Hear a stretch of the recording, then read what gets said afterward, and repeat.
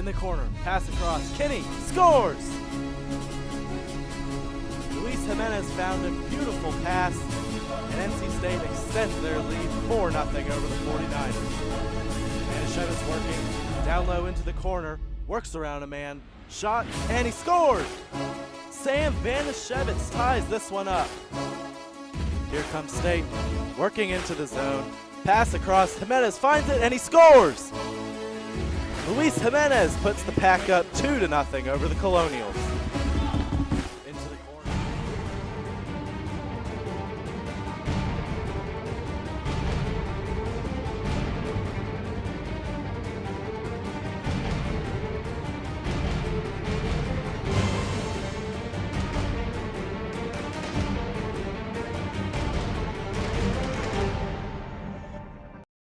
Ethan Berry and Zach Salwai here to bring you NC State hockey in the ACCHL Tournament. Zach, NC State's waited all year for this, and so have the rest of these teams behind us, St. Joe's and George Washington, are playing. George Washington currently leads 6-4. That's the first game of the day. So we expect NC State will be playing probably in about 30 minutes. Zach, this is George Washington is the number 1 seed, St. Joe's is the 8th seed. What have you taken away from this first game that we've seen? St. Joe's is looking good actually for a while there until they kind of choked and gave up the lead. George Washington came storming back, got a lot of goals right there, so it's been interesting to watch. St. Joe's has had a lot of speed. I think they're the better team right now, but George Washington has put up a better fight in recent minutes. 5 minutes to go here. St. Joe's was out to an early lead, 1-0 and 2-1, and then as you mentioned, George Washington scored 3 or 4 goals in a row. St. Joe's came into the third period trailing by 3. They got an early goal, and they had a breakaway moments ago that would have brought them to within 1. But it's been a good game. What is the competition between the number 1 seed and the number 8 seed? What has that told you about this tournament? It's enormous. You see, the number 8 seed is actually 1 point beating the number 1 seed. That's incredible. Seeds don't matter. It's how you come prepared to the game. St. Joe's came prepared today, and they've been doing a spectacular job. George Washington, of course, is using that number 1 seed for that momentum. They're doing great as well. So the seed, it doesn't really matter. It matters if you show up, and boy, has St. Joe showed up today. NC State's headed into this tournament on a 4-game winning streak. What does NC State need to do to continue, and how do you think NC State is playing headed into the tournament? I mean, State is just doing an incredible job after the abysmal weekend, and it's really because of that dominant duo, Sam Manischewitz and Luis Jimenez. They reconnected. Jack McDonald stepped back into the lineup. He's had a good presence. 2 goals in his past 2 games. He's had several assists in that time frame. Luis, so many points. They've been really making sure, and Kim Mazikowski said it best in the interview that we did for our ACCHL Tournament preview. They learned they need to start showing up for games. They've started showing up. They've been getting consistently over 5 goals each game that they've played, Ethan. That's their key to success, is just scoring. The abysmal weekend that you talked about was, I believe, 3 weekends ago now. NC State traveled to Charlotte, lost 5-4, I want to say, and then the next night lost to Clemson 3-2. Since then, NC State's won 5 in a row, actually, including at UNC, at PNC Arena against UNC Chapel Hill. To me, NC State's playing their best hockey of the year, but as we see behind us, James Madison's going to come to play, and they're going to be a very difficult opponent for NC State. What do you think NC State should expect from them? Well, the thing is, they need to look out for goaltender Thomas Harris from the James Madison University Dukes. He's a great goaltender. ACC Player of the Week back in December, has really done strong things for his team as well. But JMU has been a little bit weak as of late. They've been 1-3 in their past 4 here, Ethan. So tonight, JMU is going to come out swinging. This is their first chance to get a CCHL championship here. So they're going to go after it. They're going to want to win it. So NC State needs to make sure they stop that momentum from the Dukes coming in. This game's headed down the stretch, so we're going to take a quick break. We'll let you know who wins this game and get more into our next game. We'll be right back on PackTV. Locally owned and operated by an NC State graduate, the Red and White Shop is your one-stop shop for all things Wolfpack. Located in the Ridgewood Shopping Center off of Wade Avenue, the Red and White Shop recently expanded from 2,400 to 5,400 square feet. Whether you're in need of tailgating essentials, decals and magnets, home goods, apparel for people of all ages, or sporting goods, the Red and White Shop has it all. Stop by today for your NC State needs. Welcome back, Charlottesville Main Street Arena, Charlottesville, Virginia. I should clarify, 45 seconds to go in this one. Looks like St. Joe's is going to fall a little short against the #1 seed George Washington. Zach, assuming George Washington moves on, how dangerous of a threat do you think they are in the semifinals and headed forward? I mean, they got 6 goals today, Ethan, against a very good and speedy St. Joe's team. That scoring threat's going to play multitudes throughout the course of this tournament here, Ethan. And there's a lot of good teams. There's a lot of good defense. It's going to be interesting to watch how it goes forward, but George Washington is a great scoring team. Talk a little bit about the Wolfpack and the Dukes. One player to watch for James Madison. Who is it? Like I said earlier, Ethan, I think it's going to be Thomas Harris. Their goaltender. State has had trouble against goaltenders this year just because they got themselves in the right spots in front of the net to get the nice tip, the nice shot, the nice pass. Doesn't always go through because the goaltender is strong. So one player to watch out is the player of the week from December for the ACC, Thomas Harris. I think one thing to mention, and you're a huge hockey fan, sometimes just a hockey title. I mean, talk a little bit about that. And you only got to be hot for 3 games here. Talk a little bit about what a hot goalie can do. Absolutely. So if you think about the Montreal Canadiens in the NHL, their offense is a little bit subpar at times, and so is their defense. But their goaltender, Carey Price, in previous seasons, Carey Price has led that team astronomically. Is often referred to as the best goalie in the world, Ethan, and absolutely at times he is. So really a hot goalie, just exemplified by Carey Price, could really mean the difference for a team. Yeah, I agree. 1 second left in this game, so George Washington's going to move on. As we mentioned, one player to watch for NC State. Who is it? You know, I'm going to have to give it to Sam Benishevitz, and we hear that name a lot, obviously, and it's a hard name. Yeah, so anyway, we're going to go Sam Benishevitz. It's a name we say a lot here, Ethan, but Sam is Mr. Clutch. He comes in at clutch moments for the Ice Pack, and that's really is what's going to matter for the Ice Pack here going forward. Yeah, I agree. Banishevitz and Jimenez are just so good. And I think in a time like this, you really just have to ask for your best player to be your best player. And if those guys can step up, you're going to be dangerous. And that tonight we think is going to be Joey Hall. Talk a little bit about what to expect out of him. Well, Joey Hall hasn't played in a while, and Joey Hall has been looking very good in the games that he has been playing. Josh Cannon has stepped in and done a very good job as well. Joey's going to be fresh. He's going to be ready to play. He's had some good practices this week, so I think it's going to be a great game for him and a really great game to kick off this tournament. He's going to show that he is the #1 goaltender for the Ice Pack. We'll talk a little bit about the format of the tournament as George Washington has moved on. So St. Joe's, they are done as the #8 seed. Really a good run, really a good game from St. Joe's. They came up a little short, but you have to commend their effort. Moving forward, George Washington will play the lowest remaining seed. So if all the top seeded teams win, then George Washington will face Virginia Tech, and NC State will face Virginia. Of course, those 3 teams still have to win. George Washington took care of their business though. We're going to take a quick break. We'll be back with our keys to the game as they start to clean the ice, getting ready for NC State and James Madison. Here's Charlottesville, Main Street Arena on PackTV. Zamboni on the ice here, Main Street Arena in Charlottesville, Virginia. Zach, George Washington got the first win here at the ACCHL Tournament. They're moving on to tomorrow, and they'll also play on Sunday because there is a consolation game Sunday morning.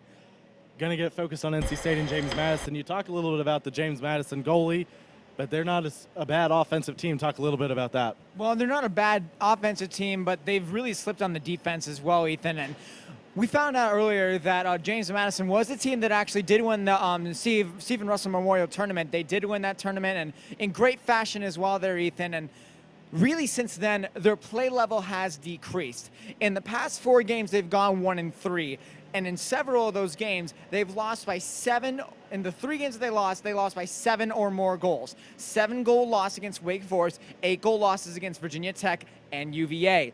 Bad losses. And they did win 1 game 6-3 against Radford. So they're a team that scores a lot, but they're a team that also gives up a lot of goals. So that has to say something about their defensive effort as well. And that's something for State to look out for today. And of course, JMU to make sure they tighten that up because State has done an incredible job of capitalizing. Just look back to the West Virginia game that they just played just recently last weekend, Ethan. They did a great job. 9-5 victory. Offense is going to be great. JMU really needs to step up their defense. We talked about Banishevitz and Jimenez for the Pack.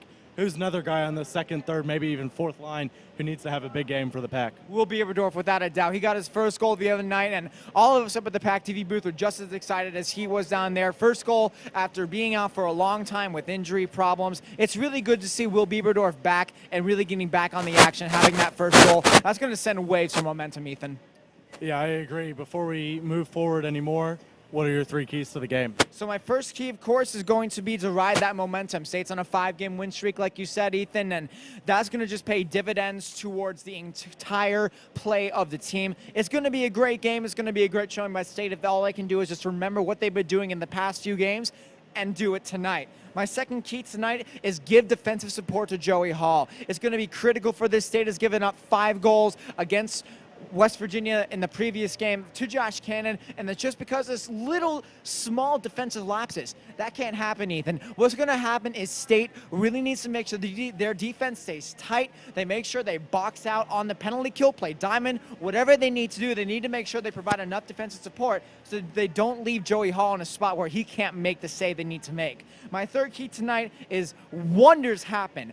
Wonders when the team scores within the first 10 minutes of play. As you saw last time, Ethan, against West Virginia, State scored within the first 10 minutes. They got a 9-5 win. If they can score within the first 10 minutes, that momentum is going to ride through the game. They will be on top, both energy-wise, momentum-wise, and, of course, on the scoreboard. About taking care of the puck on defense.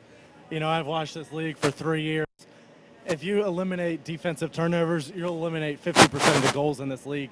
If NC State can do that, they'll be in phenomenal shape this weekend. We'll see what happens. We're going to head upstairs and put on our headsets as we get ready for face-off. Teams are about to take the ice for warm-ups. We'll be back momentarily on PackTV. Locally owned and operated by an NC State graduate, the Red and White Shop is your one-stop shop for all things Wolfpack. Located in the Ridgewood Shopping Center off of Wade Avenue, the Red and White Shop recently expanded from 2,400 to 5,400 square feet. Whether you're in need of tailgating essentials, decals and magnets, home goods, apparel for people of all ages, or sporting goods, the Red and White Shop has it all. Stop by today for your NC State needs. PackTV back here with you, Ethan Berry and Zach Sawaye. We've been alongside you for most of the season. I've missed a couple games. You've been at every game, correct? Except for the one road trip at the beginning of the season, but I tried my best here, Ethan. Yeah, it's hard sometimes. You know, things come up, and but hey, it's been a blast covering this team all year. And for me, the last couple of years, you've got 3 more years ahead of you doing this, hopefully. And this is my 3rd year. I'll have 1 more year, but it's been a lot of fun. It's my first year on air. I did a little bit of softball last year and some other club sports, varsity softball that is. But first year on air with hockey, and to be honest, they're going to have a presentation here, and the mic is way overmodulated. But this is my first year out here on air. I'm not a huge, I mean, I like hockey. I'm a casual hockey fan, I would say, but you know, you definitely know more about the game than me. It's been fun to be with you. They're going to do postseason awards. I got to turn this mic down, though. NC State's got a couple winners.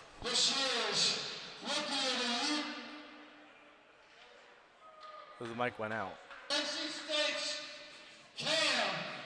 Cam Mazikowski getting honored for his Rookie of the Year award. You talked to him a little bit the other day. I know Mazikowski's one of your favorite players. Talk a little bit about him. Oh, he's thrilled about it. He said to me, you know, it was a huge honor, but more importantly, he was telling me a little bit afterwards that, you know, just because he won the award doesn't mean he can slack off for this tournament. He's done great all season here, Ethan. I mean, 19-goal season.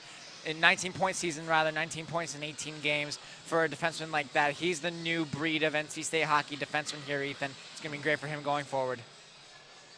Couple players, somebody else is going to get an award here. I think it's going to be Lensmeyer for scholastic reasons, but we'll find out shortly here. That was Eric Todd right there. But Alfonzetti's the one who won Scholar Athlete of the Year. Cam's taking a picture with, I believe, his parents now. Anyway, a couple guys for James Madison to keep an eye on. We do not have updated stats. In our previous show, we did talk about Keegan Kelly. He's probably their best goal scorer on here it says he's had a nice season so far, 9 goals. Oh, well, 6 games. The 6 games that are in here, he's got 9 goals. Keegan Kelly, number 8. Ryan Scott is number 9. They've got him with 5 goals and 8 assists. In 6 games, that's spectacular. Steven Olson, the only other player who has 2 goals. This year's Scholar Athlete of the Year award goes to Tyler Alfonsetti. Tyler Alfonsetti. I believe he said that is a Scholar Athlete of the Year. I believe he said that comes with a $1,000 scholarship. Junior at NC State with a 3.95 in nuclear physics. Wow. Oh, wow. I had no idea he was in physics. Wow. Can you help me with my math homework, please? We knew he was smart. We knew he won the other day. We didn't know that he had a 3.95 GPA and physics. I couldn't pick up the first word what he said in front of physics, but A junior studying nuclear physics. Nuclear physics? Nuclear physics. physics. Oh, wow. Okay. Communication is great. Thanks for asking. But congratulations to Tyler Alfonsetti and Ken Mazakowski as well. And really the rest of the award winners as well. Sam Banashevitz won I think it was co-forward of the year 2 years ago. I think, Ethan, actually today that the home team's going to be wearing the white jerseys because they just said the away team is going to be James Madison. Right. So must have flipped it for this year. Yeah, I guess that's what they're doing. I mean, it still seems odd to me. Ryan Scott was MVP of the Stephen Russell Tournament. Number 25, J.P. Kelly. Not sure if they are introducing the starters or the whole lineup right here, but we'll see. Number 69, Ian Rush. Ian Rush. Defense, 28.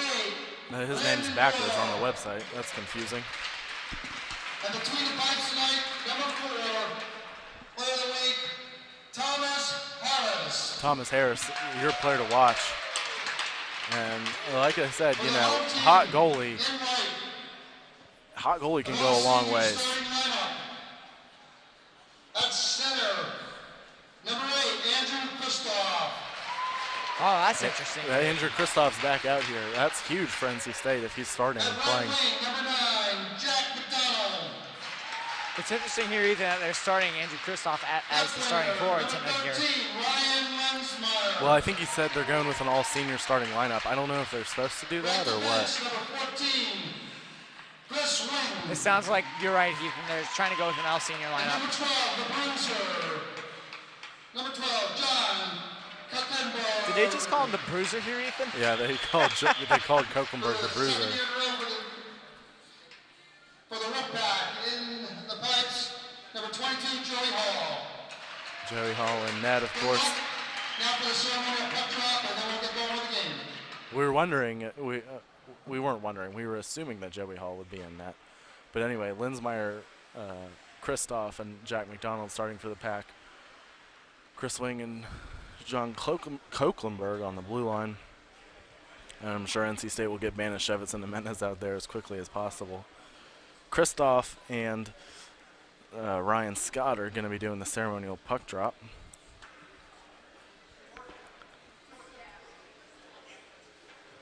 Will Bieberdorf out there as well. It's big to get Kristoff, and Bieberdorf, of course, played a little bit. He wasn't supposed to play. We ended up talking to him after the game. Wasn't supposed to play last week, excuse me.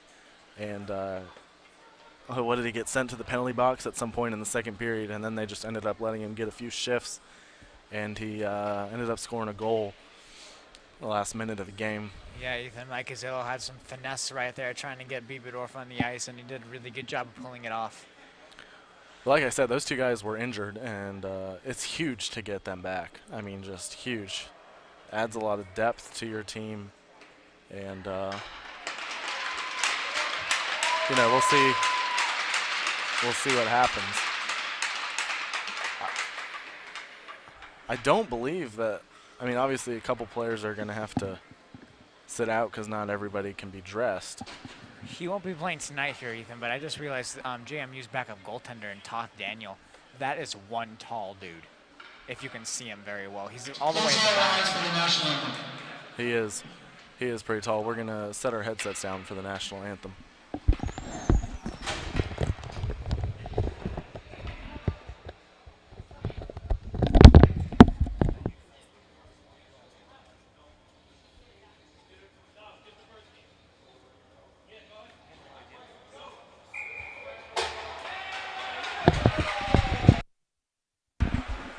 April Fools, no national anthem. Gotcha. That got me too. I wasn't expecting the national anthem, and then they said they were having it. So, most importantly, puck drop. As well, it's got to be seconds away here. This is going to be about a 5 o'clock start for NC State and James Madison. Originally scheduled for 4:30, but you know how these things go. Really, in any sport, you have a tournament and all at the same place. You're going to get behind. But, you know, as long as everybody has fun, that's what they say, right? Absolutely. I'll tell you what, it's going to be a late night, though, for some of these teams. I believe the next game is Virginia and Charlotte. That scheduled for 7 o'clock. It's going to be 8 o'clock before that game gets underway. And you've got, well, a game that's scheduled for 9:30. I mean, that game may not start until 11 at the rate we're going. But that game is Virginia Tech and Wake Forest, 4-5 matchup. We'll see what happens. After the Virginia game, as we're underway here, after the game, of course, NC State's got to win first. Tomorrow's time we don't know yet. After Virginia's game, right after this, we will know, and we will let you know. We're underway here. Little battle along the boards behind Joey Hall. In net, James Madison and NC State both down in there. NC State tries to get out of there with it. They eventually get out of the zone. Kristoff looking long. Finds Jack McDonald. Great to have him back. He'd missed the whole year. He's back this week, or last week, excuse me. Kristoff working hard already. NC State keeps it in the zone. McDonald gets knocked down. Kristoff forces a turnover. Dumps it in, and he's going to head off the ice. James Madison back to play it. And they'll look to set things up in their own zone. Long pass up ahead, headed into the neutral zone boards. NC State will take it, and we got a quick whistle. 19:08 to go. Quick start here. Or slow start, excuse me, just a minute in. Last week, NC State was playing Virginia, and I talked about how NC State, I thought those two teams, because they weren't familiar with themselves, I thought they were really going to be feeling each other out for the first 10 minutes of the first game. That's really exactly what happened. Banashevitz with a quick chance and good save by Harris.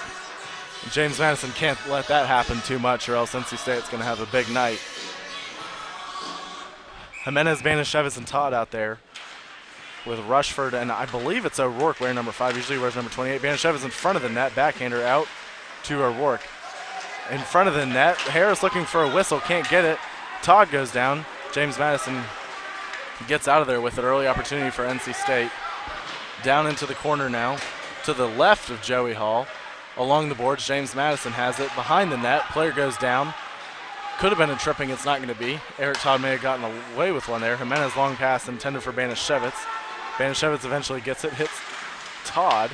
Todd tips it ahead. Todd goes down. Jimenez tries to get there. He can't. And James Madison will head out of there with it. They got a 3-on-2 if they hurry. They don't hurry. Banashevitz goes for the big hit, and he gets it. Tries to get the puck, and he's tangled up along the boards. NC State will get out of there with it. Yeah, Ethan, finish your check, finish your man. Great job there by Sam Banashevitz to do what he needs to do as a hockey player. NC State loses the puck. James Madison sends it in front of the net, and the pack will head the other way. Eric Todd, long pass, was intercepted. Hudson will be back to play it for the pack. O'Rourke takes it. I don't believe NC State has a white number 28. So that's why he's wearing number 5. He wore number 5 earlier on in the year, but we'll definitely check in on that at the first period. Todd headed the other way, long pass. Merchant there, he gets hit. James Madison will take over in their own zone. Pass across, and the long pass goes all the way back in on Joey Hall, and he'll cover up. 2 minutes, 30 seconds in here, Ethan, and it's been fairly evenly matched. I don't really have a lot to say so far. It's just been a little bit of back and forth. State had one good opportunity down low there against Thomas Harris, the goaltender from JMU. Could have had a really great slot opportunity. It didn't pull through, Ethan, and that's just something State's going to need to focus on here going forward. Yeah, my point about the teams last weekend filling each other out, James Madison and NC State haven't seen each other this year. So I think you could see something similar. Of course, NC State had a couple of good opportunities there a minute ago. Banishevitz with a shot, good save by Harris. NC State heads out of there with it. Here's Scholar Athlete of the Year, Tyler Alfonzetti. His shot, and he scored! That's one Harris is going to want to have back. About a 45-foot shot from Alfonzetti. He just got it by Harris, and NC State leads 1-0. I'm telling you what, Ethan, good GPA. He's definitely scoring right there. What an amazing shot there by Alfonzetti, and really great work coming out of that defensive end once again, Ethan.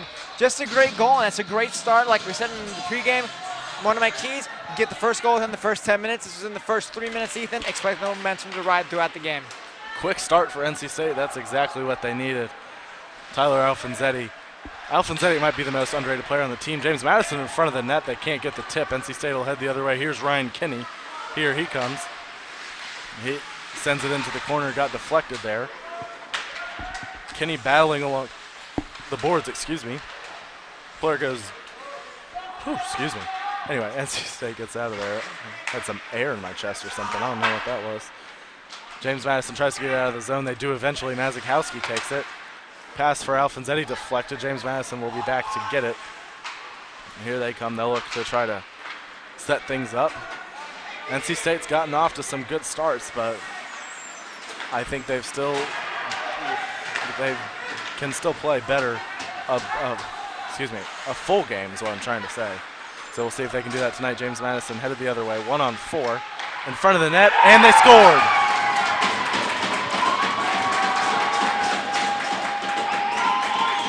Yeah,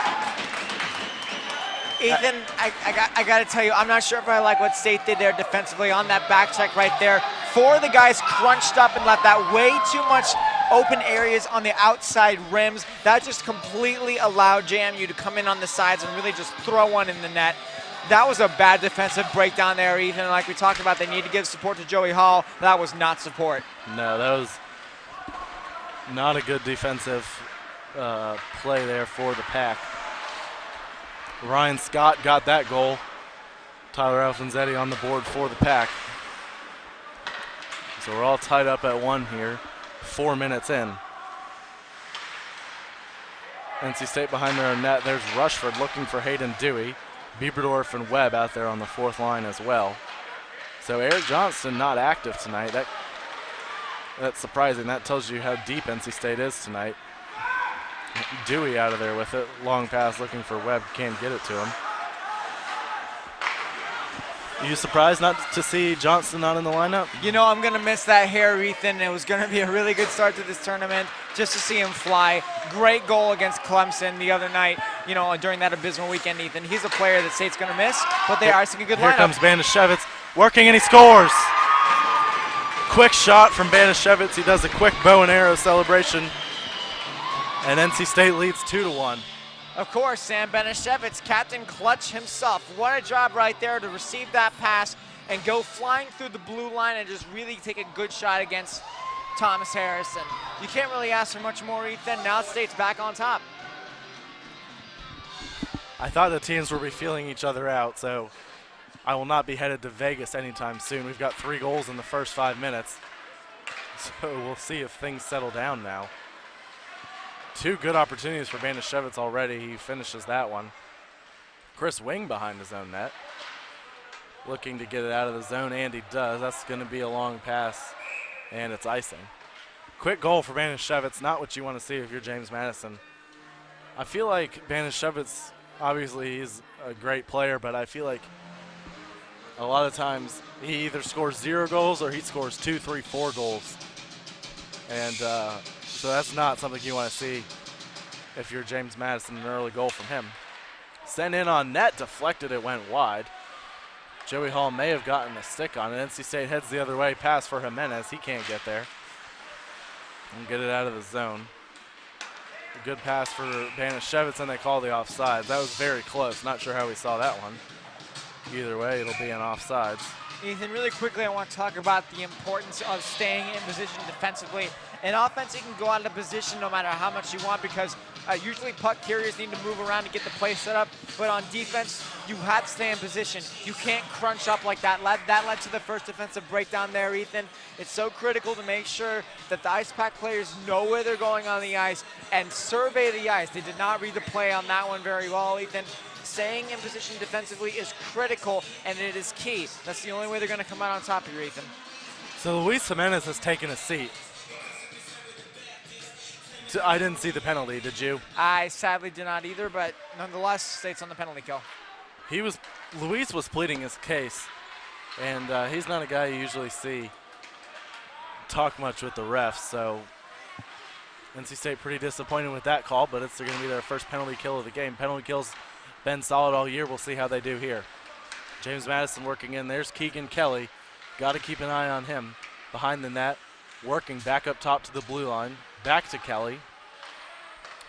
Webb goes down. I don't think that was Webb. That was Alfonsetti, one of State's best penalty killers. Back up top, James Madison. At the blue line, working in. There's Kelly. He'll fire, and it goes wide. And bouncing puck in front of the net, Alfonsetti has it. Works around a man, and he's going to be able to kill some time. Never really dumped it in, but he's making a play on the puck. He's still got it, and he gets tripped. That's going to be a penalty. I mean, that was some of the most impressive penalty killing I've seen all year. Alfonsetti didn't just dump it down, worked the play, took about 10 seconds off the clock, drew a trip, penalty's over. Yeah, great job on the jump right there, on the breakout there by Alfonsetti to get into the zone, and really a good job. And Ethan, you know, I gotta say, I'm not sure if I completely like State's penalty kill setup right there. Still, compared to JMU's power play setup, I didn't like it that much, but they did get a breakout and they did draw a penalty. Shot goes wide from Ian O'Rourke. Around there's Banashevitz, so we're playing 4-on-4 here for about a minute. And then NC State will have 55 seconds of power play. James Madison working the other way. In front, they lose the puck. Steven Olson, another guy to keep an eye on. Rushford can't get a stick on that. Dukes keep it in. Hall out of the net. He got a blocker on it. Dukes keep it behind their own net, and State will come away with it. Battle along the boards. James Madison almost forced a turnover, but they did not. Here comes Todd. He's out there with Banashevitz and Rushford. Banashevitz can't get a stick on it. He's the first one to the puck. He sends it to the front of the net. Goes all the way through. 13 seconds left on the Jimenez penalty. O'Rourke has it now. He works into the neutral zone. 6 seconds to go. Rushford has it. He'll hold. Looking for Banashevitz. He got caught in the skates. NC State loses the zone. Jimenez back on the ice, though. NC State will have 50 seconds of a power play. 12:30 to go. NC State leads James Madison 2-1. Yeah, Ethan, State's going to have to capitalize on this power play. They're winning 2-1. They don't want to jump out to that ever so dangerous 2-goal lead, but I think right now they need to assert their dominance. They've been doing well so far, but a couple fluky passes from Todd to Banashevitz could really be detrimental to the Ice Pack. Dumped in by State, or by James Madison, excuse me. Long pass up ahead for Jimenez out of his reach. 20 seconds to go. NC State's power play had a really bad weekend in Charlotte and Clemson. It got better the last 2 weekends. Only 50 seconds here, but not a great start. 10 seconds to go. Dumped in by the Pack. Linsmeyer in pursuit. He'll get there. Tried to center it, didn't get through. He'll leave it. There's Jack McDonald. Power play is over. NC State fails to score. McDonald has it. Pass across. Big save by Harris. Excellent shot there from Alex Mura. And James Madison working in. Shot there. Good glove save by Joey Hall. No problem there for Joey Hall. Joey hasn't faced a lot tonight so far, Ethan, but he's been looking pretty good.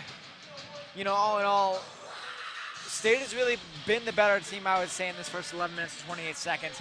Faltering on that power play was a bit big there, Ethan. They did get one opportunity towards the end, but, you know, they just got to do what they got to do, Ethan. Off the face-off, State will take it. There's Koeklenberg behind the net. He turns it over. Dukes will backhand it in, An opportunity in front of the net. They couldn't get the bounce. NC State will get out of there with it. Merchant has it. Holding. His shot blocked. Blocked out in front. Never got through, and the Dukes will take over. You know, one thing I noticed here, Ethan, is the speed of this game is at a much lower level than George Washington. And in front of the net, there's Scott. A little bit of a scrum there. NC State trying to get it out. 9 minutes to go. Puck goes all the way around Joey Hall, excuse me. Dukes keep it in. Dangerous offensive zone time here for the Pack. State intercepts it. Here comes Merchant. He'll get out of there with it eventually. Good defensive play there from Trevor. He'll put some pressure on the second line alongside Kinney and Alfonzetti. yeah, as I was saying there, Ethan, you know, the speed of this game is at a lower level than George Washington and St. Joe's. The energy here is just not apparent right now, and the play is sort of even.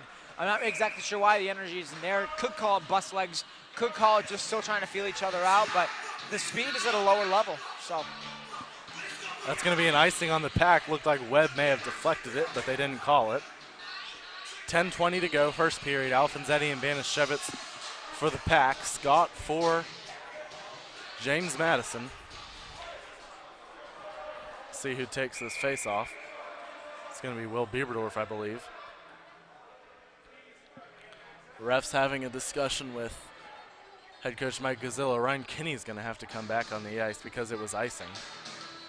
So that's what the discussion was. Kinney thought he got off the ice. The referee said no. Kinney wins the face-off. State has it behind their own net.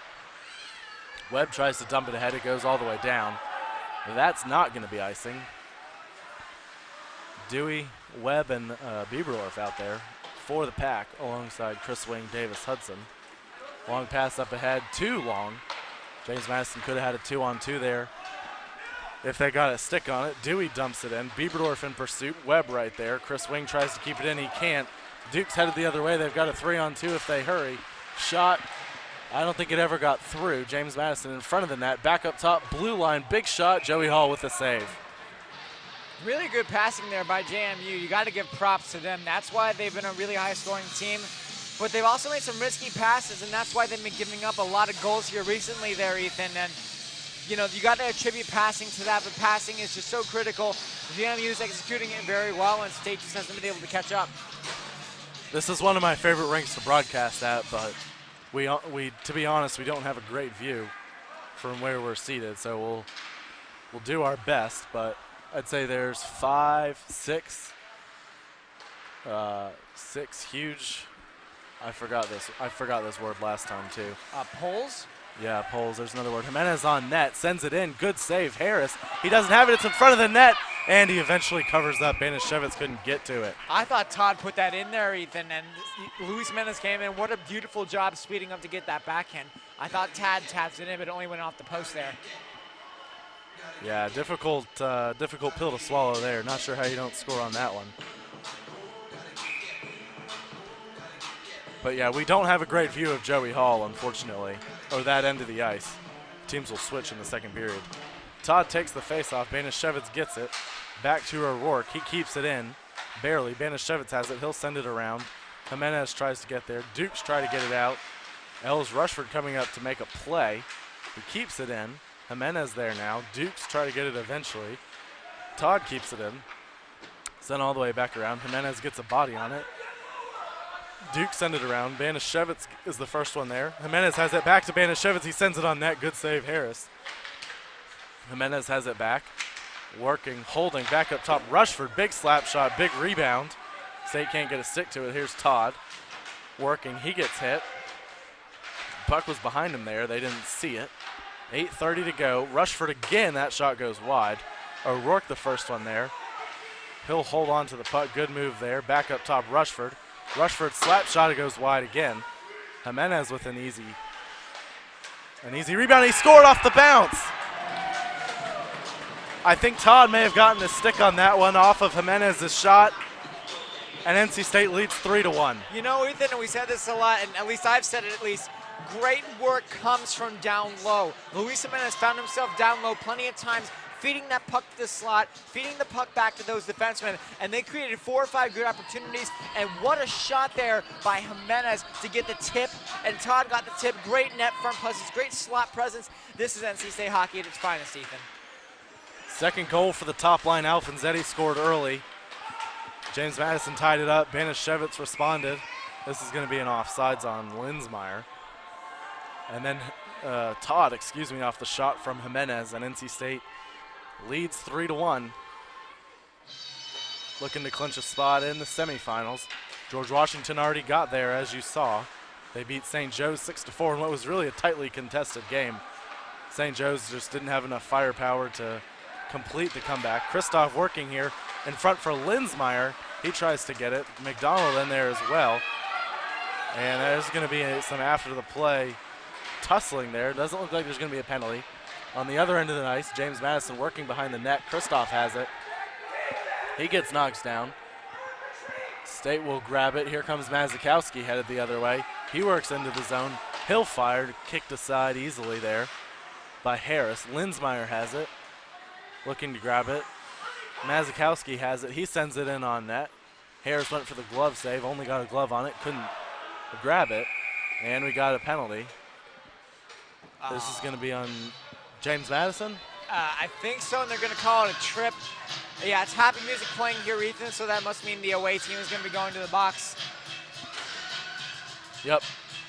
That's going to be number 28, Brendan Boyle, if I'm not mistaken. A bit of a heartbreaker there, Ethan. James Madison needs all the momentum they can get, but they could be going down 4-1 here. And we're not even done with the first. Yeah, not a good penalty there for the Dukes. Still 7 minutes to go. NC State's already got 3 goals. Short-handed opportunity. Joey Hall with an easy save, kicks it aside. That was Steven Olson. Got to keep another eye on him. Not sure how many eyes you have, but definitely keep one on him. NC State look to set up the power play now. 7 minutes to go. Minute and a half left in the power play. O'Rourke circles back. He'll look to get things going. He sends it in looking for Kinney. Actually, that's Merchant, excuse me. Merchant in a battle now. And Dukes will send it out. Actually, that's Mira keeps it in. Mira with a big slap shot goes wide. Comes back up top to O'Rourke. Mira with it again across.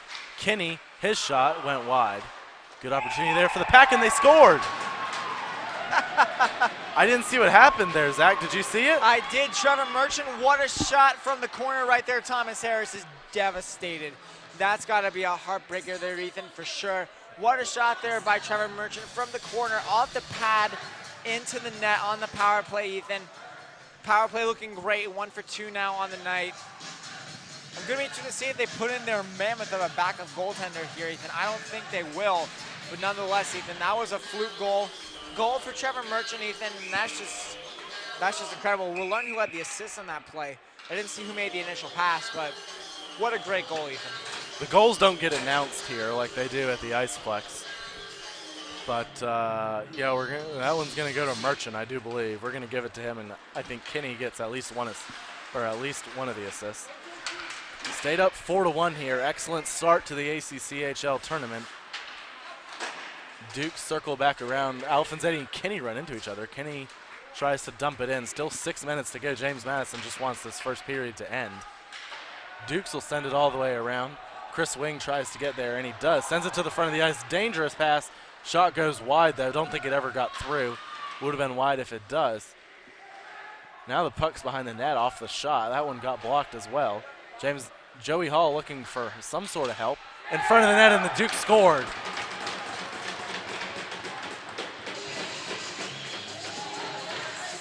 Yeah, State spent a little bit too much time back in their defensive end, Ethan, and that's just not a good thing. And now it's going to be 4-2 NC State, and we said even that this is going to be a very high-scoring game because James Madison gives up a lot, but they also score a lot. So we're going to see how these teams are really going to fight each other going into the final, the final periods of this game.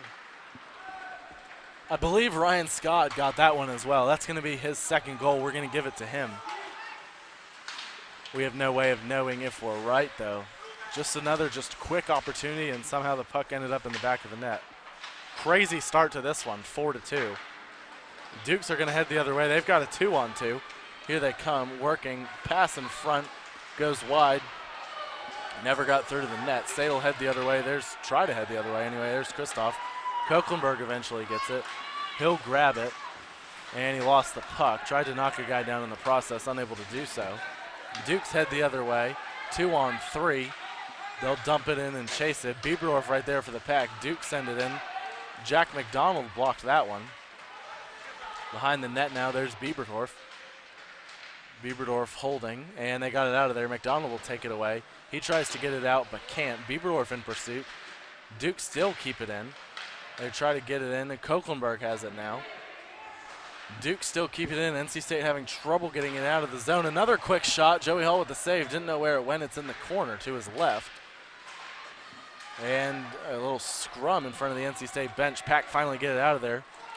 Dukes will take over. There's Hurley Collin. Or I guess that's probably Colin Hurley. In front of the net now. Dewey grabs it. Opportunity there for the Dukes, and Joey Hall with a big save. Another turnover there, and Joey Hall comes up big. Yeah, State has been really slacking off here in the past elements, Ethan, and it's been showing. But recently I just heard the Wolfpack chant coming here, so there's a good amount of fan support here for the Ice Pack, and that's a really good thing. Parents are here. Some even diehard fans are here standing where our camera person is down there, and Megan Glova. There's several diehard fans down there. It's great to see the fan support here for Ice Pack hockey. Webb into the neutral zone off the faceoff. He'll just send it in. It's kicked aside. Dewey in pursuit there. He'll get it. Duke send it along. 4 minutes to go in this wild first period. Rushford in front of his own net with a hit. Dukes will try to set it up. Webb there working hard. He tries to get it out of the zone but can't. He intercepts the pass, and he'll try to head the other way. He dumped it in. He's in pursuit, battling with Regis Mahoney in front of the net there. The Dukes will grab it out of there with it. Dukes want a penalty. They're not going to get it. Webb has the turnover. He'll try to backhand it. Dewey has it, and the Dukes get it. That was dangerous there. Another defensive turnover, and then the Dukes will dump it in. Els Rushford back to get that one. He gets it up to Dewey. Dewey's long pass finds Todd. Todd chips it ahead. State's first line back out there. James Madison lost the puck. That's dangerous, especially with Banashevitz and Jimenez. O'Rourke tried to get it out of there. Jimenez in pursuit defensively. Hall makes the save. Dangerous turnover there by Ian O'Rourke. But Joey Hall makes the save. Yeah, big shout out to our Tally Watch Party going on right now. Really grateful to have the support here back at the NC State's main campus. Thank you for joining us here on PackTV, and it's really going to be exciting going forward here. Hopefully State can pull off a win tonight so you can see some more Ice Pack hockey. Thank you again for joining us. 3:08 to go, first period. State leads 4-2. This is one of the crazier periods I've ever seen. State trying to get the puck out of the zone, and they do finally. Here's Jimenez. Here he comes. He's got Banashevitz. Jimenez fires, quick shot, rebound. It never went in. Whew. Close call there. Harris made the initial save. Puck went off the boards and bounced back to Harris, and I thought he might kick it in on his own. Yeah, Ethan, star loud exhale indeed. What a play right there. Almost went in off Thomas Harris's pad. What a shot there by Jimenez. Hit his pad, went to the boards, almost bounced in off his pad, Ethan. Thomas Harris, ACC Player of the Week back in December. He has to look sharper here, Ethan. Yeah, not a great start for him. Turnover here. Dukes will take it behind the net. There's Keegan Kelly. Ryan Scott there in the corner as well. Jimenez chips it up, and here comes Banashevitz. He's got Hudson with him. Banashevitz fires wide. Decided not to wait for Hudson. Jimenez keeps it in, and he loses the puck. James Madison player lost their stick. And here comes Kelly the other way. He'll try to work around a man. He fires, good blocker save by Joey Hall.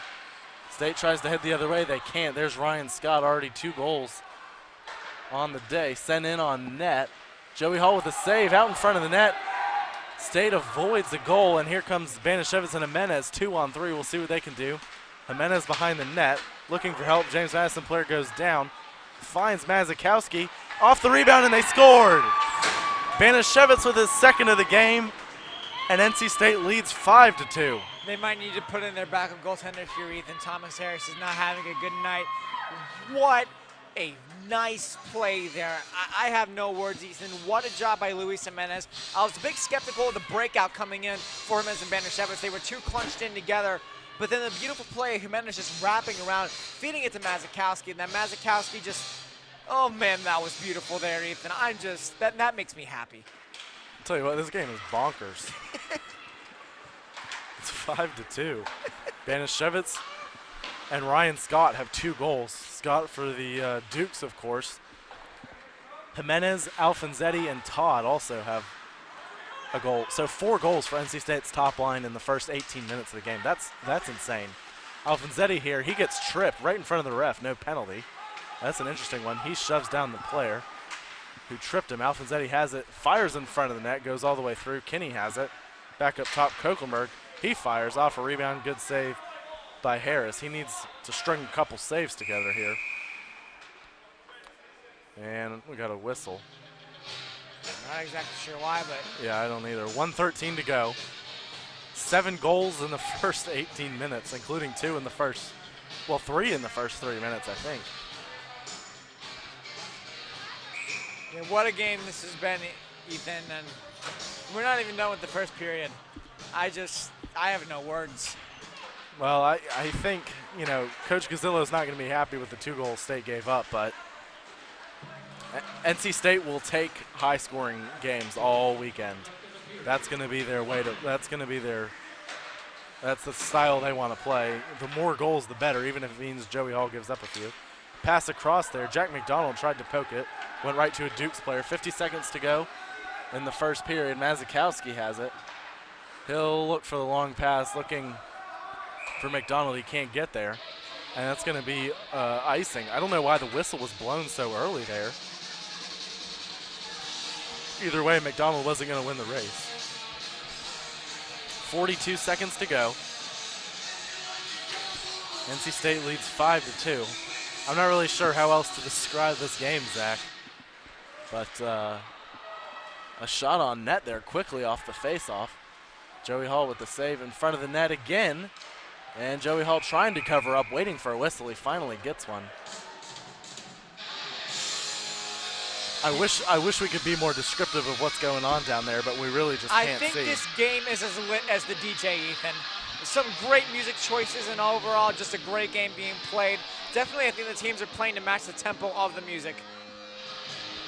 It's some good stuff, Ethan. It's loud in here, that's for sure. Not a huge crowd, but a decent crowd, I'd say. Yeah, the UVA crowd is tantalizing, Ethan. Once UVA comes to play, this whole arena is going to be rocking. Well, I'm sure some NC State fans will be jealous to hear that they have a bar. They used to have a bar anyway. The bar no longer exists, unfortunately, but that was huge for the Virginia students who could come to a game, and they had a bar here, obviously, as well. So I think it'll be interesting to see how that crowd, how that changes things. 10 seconds to go. One last rush for the Dukes in front of the net. They couldn't get a stick on it. State tries to get it out. They do. 2 seconds to go. That's going to do it for the period. Banishevitz twice. Alfonsetti, Todd,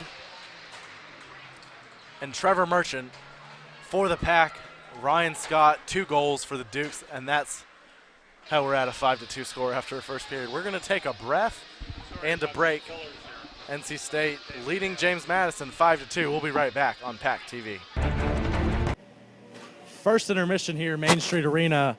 NC State leads James Madison 5-2. Zach, how do you even begin to describe that period? I don't know.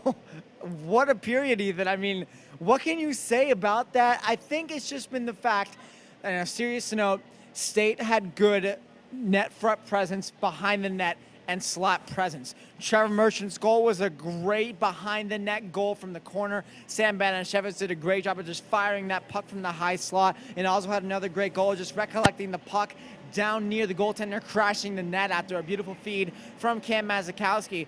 I think this game has just been a matter of State is really positioning themselves well in the offense.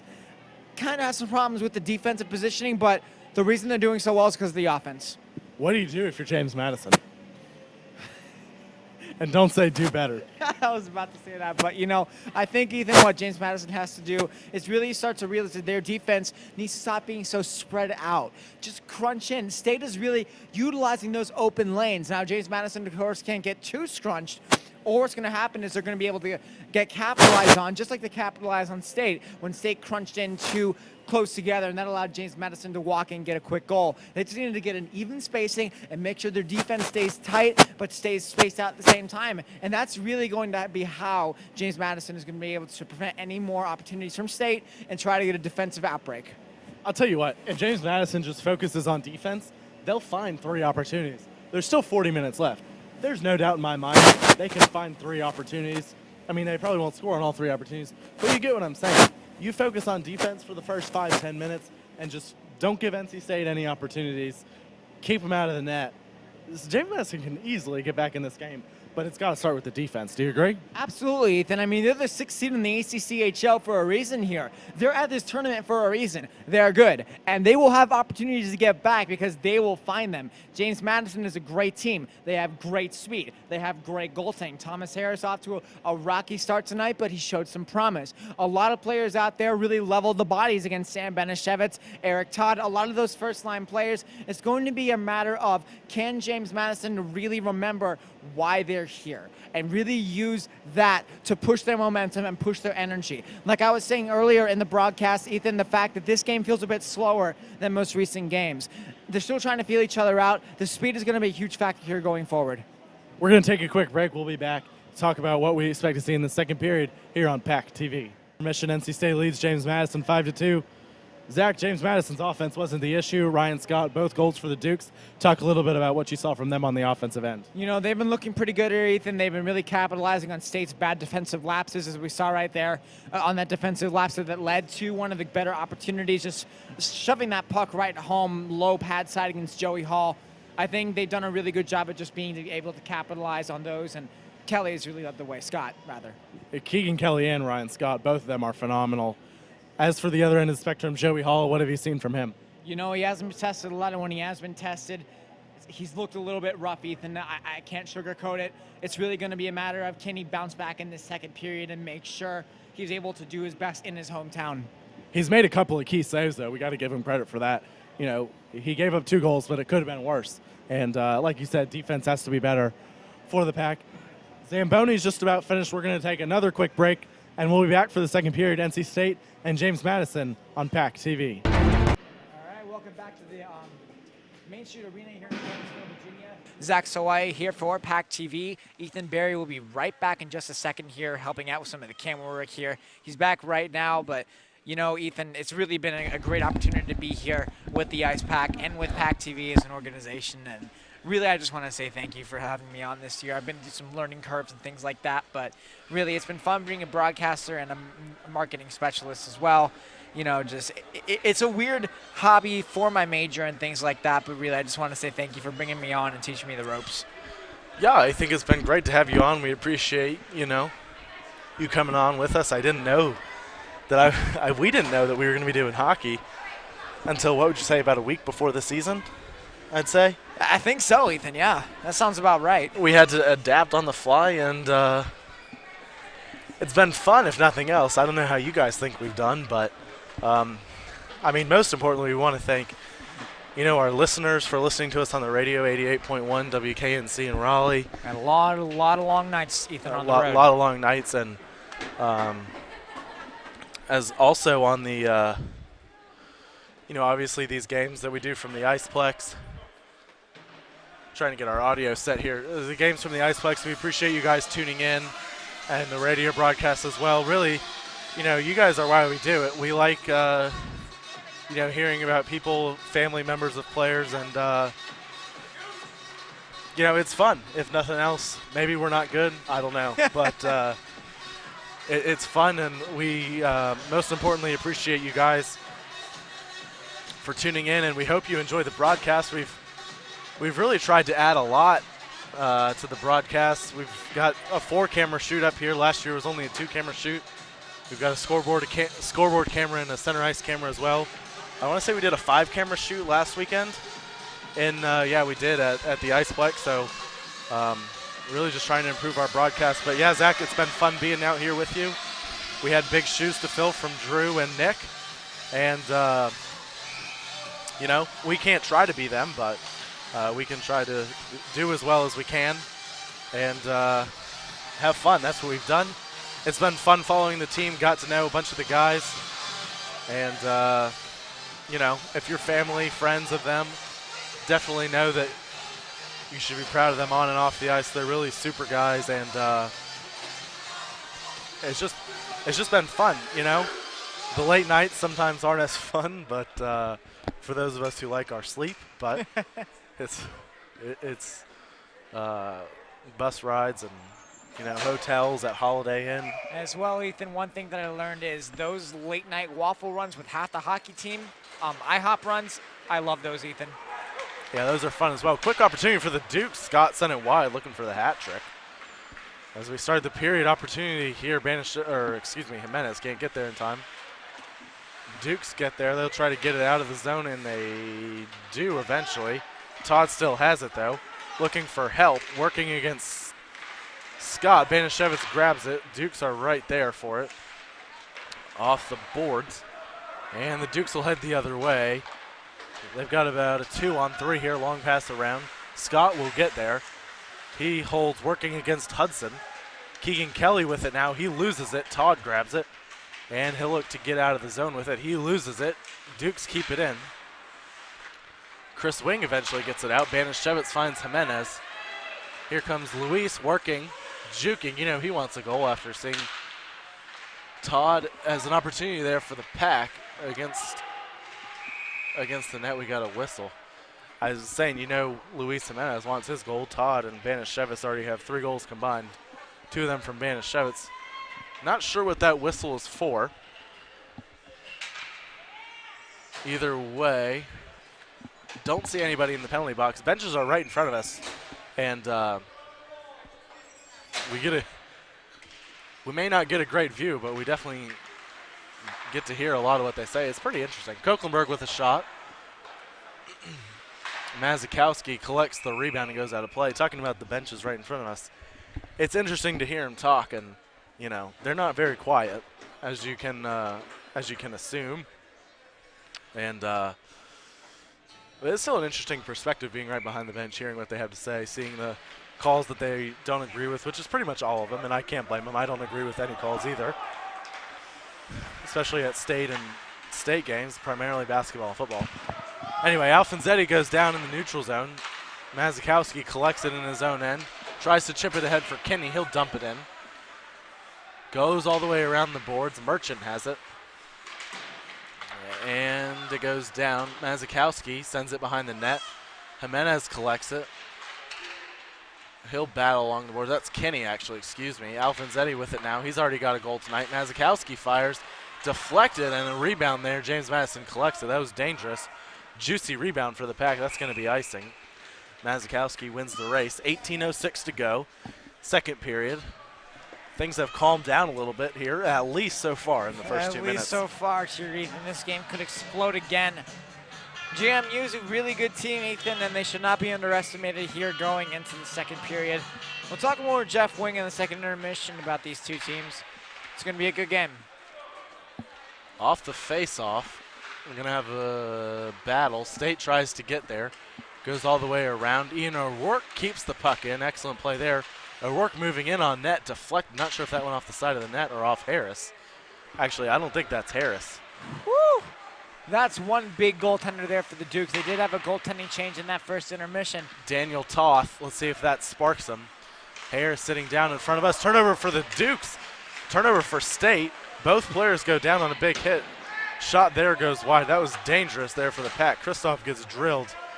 Luckily, the Dukes couldn't get a stick on it. And yeah, Ian Rourke has to be more careful right there. That was a bad defensive lapse. Here comes McDonald. Tries to work around on the backhand now in front of the net. O'Rourke couldn't get a stick on it. Here come the Dukes the other way. Rushford back for the Pack. Long pass out in front. Joey Hall there. Nothing doing for the Dukes. State tries to chip it ahead. They can't get it out. O'Rourke blocks it out in front of the net. Joey Hall out of the net. The Dukes will collect it. State playing dangerously here in the defensive zone.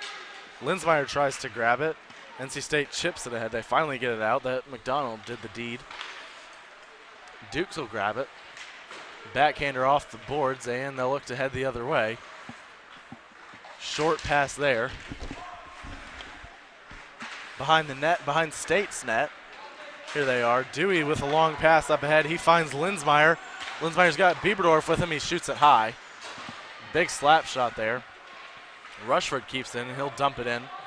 State makes a change. Bieberdorf in pursuit. Dukes will head the other way. Long pass intercepted. State keeps it in. Lots of back and forth action here. Start of the second period. State offside. They'll have to check up, so James Madison's going to take possession. Here they are working. Off the boards. Bieberdorf intercepts it, keeps it in the zone. Dukes finally get it out. They've got a 3-on-2 the other way. Big slap shot blocked by Chris Wing. That one didn't feel good, but he gets it out of the zone. Good hustle play from the senior. You know that didn't feel good blocking that shot. And he'll send it all the way in. Behind the net now to the left of Toth.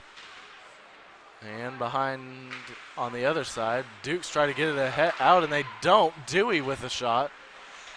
Kicked aside by Toth. Battle along the boards. Webb intercepts it, centers it, nobody there. Dukes will take away. Long pass. Tell you what, both teams haven't been great in the defensive zone. No goals so far, almost 5 minutes in. Jimenez tries to head the other way. He couldn't get a stick on it. Dukes will take over. Todd intercepts. Here comes State. They've got a 3-on-2. Todd fires an easy save for Toth. That is a huge goaltender, Ethan. That dude is like 6'10", 6'11". He should be playing basketball, not hockey. I can't get over the size of that goaltender there, Ethan.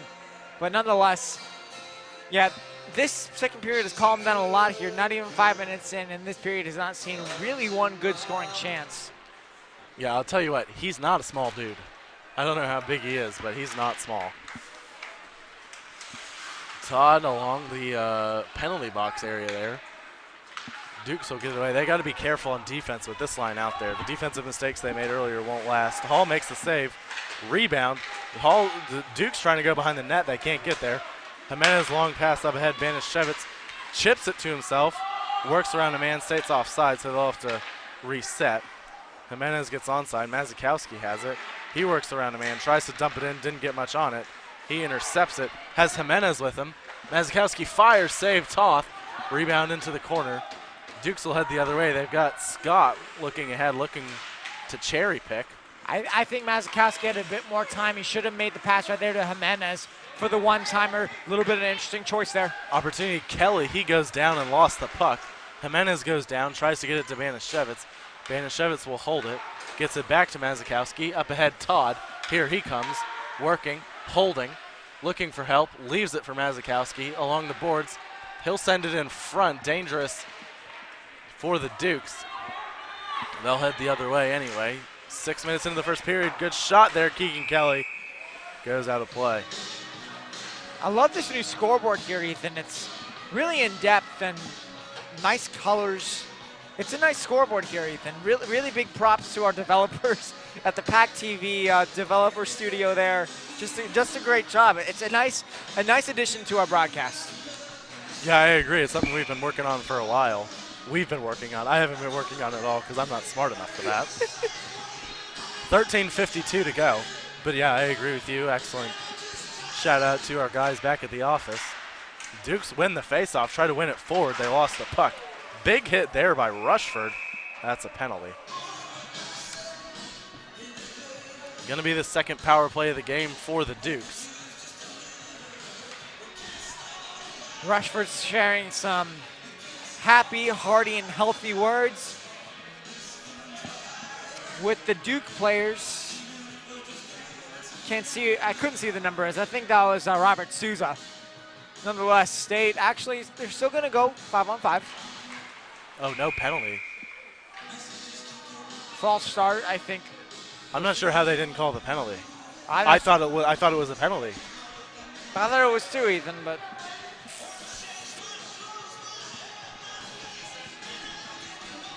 so this won't be James Madison's second power play of the game. and the first one they didn't look very good, Ethan. And if they go do on special teams again, they're going to have to make sure they pass and do better. Alfonsetti single-handedly killed that penalty. Mura intercepts this one. Here comes Kinney working behind the net on the backhand. Didn't go behind the net, actually along the goal line. Another whistle. What are the, why? Oh, net came off its moorings. Okay. I was really confused. Yeah, for those of you who are watching, there's a big pole right in front of the net on the opposite side of the ice. So our view is a bit limited.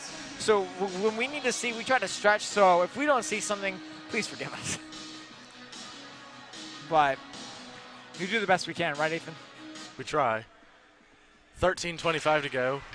Alfonsetti wins the face-off. Dukes almost came away with it. Mura's going to get beat on this race to the puck. Big hit, though. Rushford gets to the puck anyway. Dukes keep it in. Shot in on net. Joey Hall there off the rebound. Another good save from Joey. State dumps it out of the zone. Dumps it out of play, excuse me. Yeah, that was almost a clean out, Ethan. That would have been a delay game penalty for the Ice Pack. It's not a penalty. I actually just thought of that. My bad. Shout out to Ice Pack Game Day for informing us here of that. Also, really shout out to them as well for keeping all the Ice Pack fans up to date for the entirety of this season. They've done an extremely well job of it. Alfonsetti wins the face-off. Merchant there. He tries to chip it ahead. State can't get it out. Send in on net. Joey Hall's got another save. I'll tell you what. State's, I say only given up 2 goals, but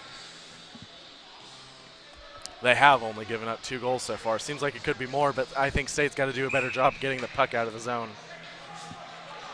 Yep. State makes a change. McDonald's going to take this face-off. Yeah, right now they're in a little bit of a weak spot here. Sent in on net again. Sorry. No, you're good. Hall saves and covers up. Yeah, I was just going to say, yeah, they're in a bit of a rough spot. If they can get out of their defensive zone once, I think they'll be okay for another good 4 or 5 minutes. Both teams have struggled with getting out of the zone, in my opinion. But 12:54 to go, another face-off. Kristoff wins this one. He'll get out of the zone with no problem. Ahead looking for Linsmeyer. And he'll get tangled up with one of the Dukes. And James Madison will head the other way with it. Chris Wing collects it, tries to get out of the zone, and does. That's going to be icing. Linsmeyer couldn't get there in time. Steven Olson's had a solid game for the Dukes. Hasn't had a goal yet. Scott has both of them. But Olson's been solid so far. We've called his name a bunch of times.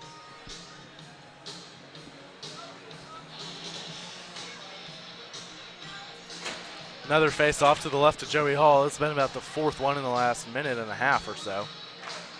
McDonald wins it. State will collect it. There's Chris Wing. Long pass around for Linsmeyer. He'll chip it ahead out of the zone. Kristoff back to get it in his own zone after the Dukes sent it ahead. Chris Wing tries to get there in time, but can't. That could have been dangerous for the Pack. McDonald intercepts the pass in front.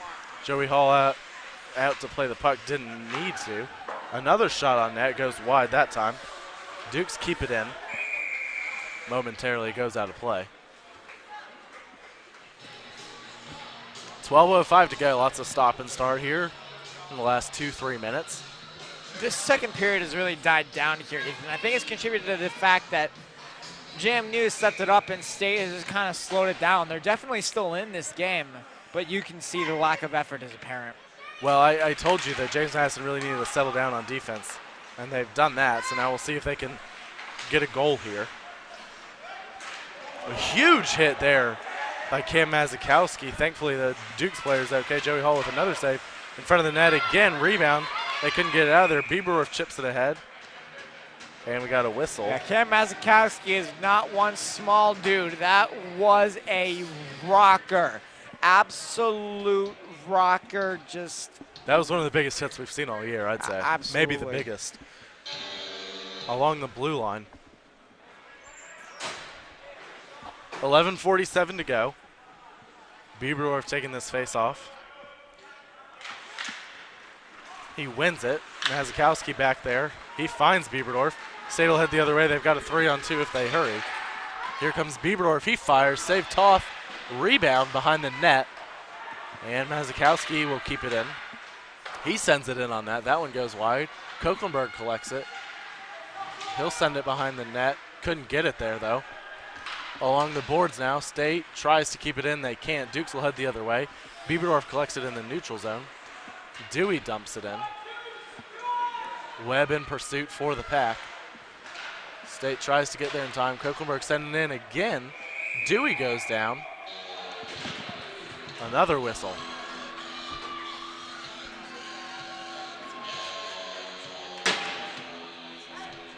$11:08 to go. 5-2. All 7 goals in the first period. I'll tell you what, that first period was bonkers, I guess. I don't know how else to describe it. Alfonsetti scored, and then Banashevitz. Todd tipped one in. Merchant scored from behind the net, and then Banashevitz got a second one. We got another icing here. Scott couldn't get there in time. He thought he was. 11:01 to go.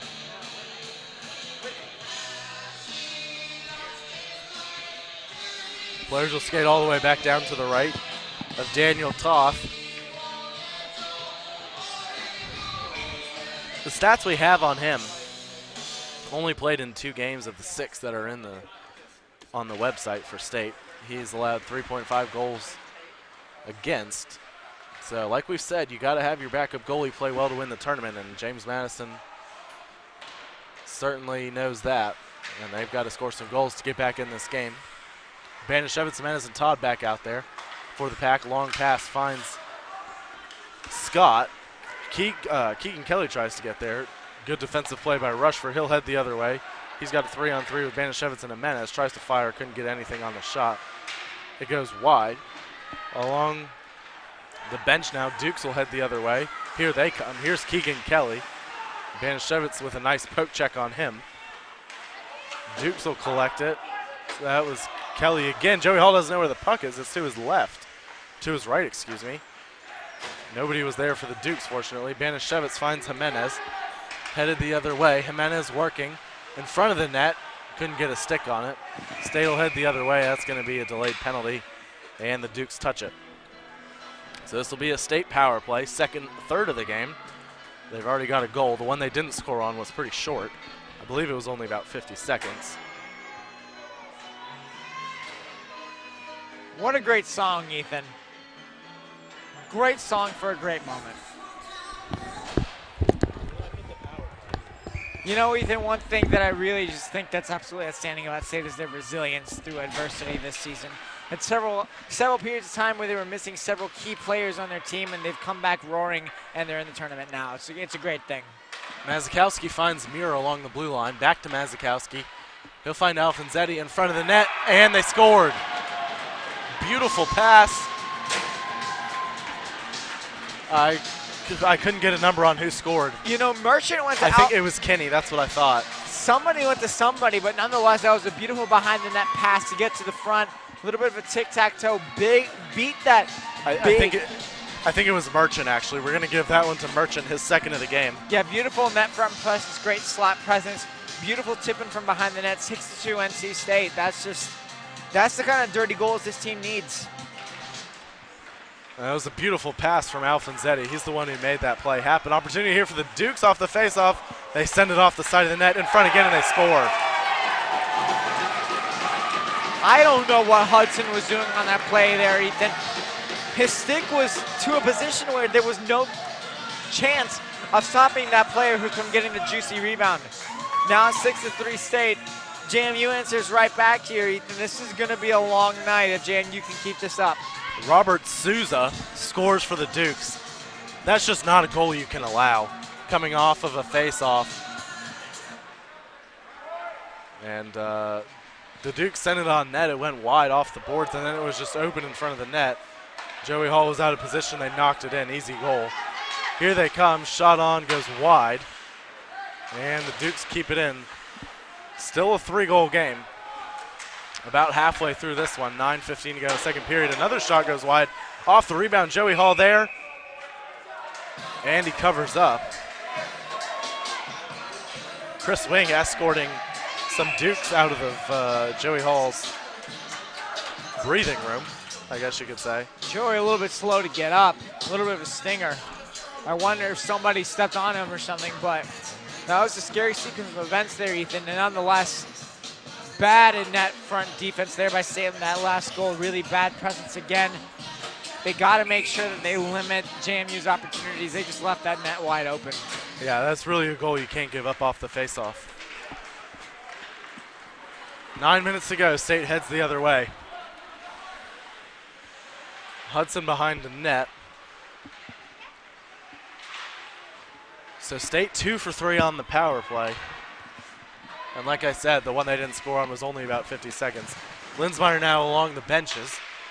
Dukes will take over, and they're offsides. They'll check up. Hudson will play it for the Pack. Hudson had a really good stretch. I believe it was in the first semester. He was one of the best players on the ice for about 5 or 6 games. Here's Linsmeyer, sends it in on net, rebound, and Toth covers up. That was dangerous. State couldn't get it in the net. Yeah, Ethan, let's just touch on the adversity State has had to go through this season, really thinking about that weekend in Charlotte and Clemson. Majority in Clemson, kind of missed out on that game, and it was a bad flu going around, and a lot of players were out, but State has just done incredibly well without their top forwards at times, and big props to them. Behind the net now, the Dukes have it, and they'll try to get it out. Tell you what, you feel like NC State should be up 5-6 goals in this game, but they're not. Dukes are still in it.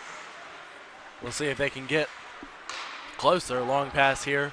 O'Rourke has it. Rush for long pass. Alfonsetti tipped it. Tell you what, this second line's been really good, along with the first line, as we always know. Here's Alfonsetti. Front of the net, he lost it.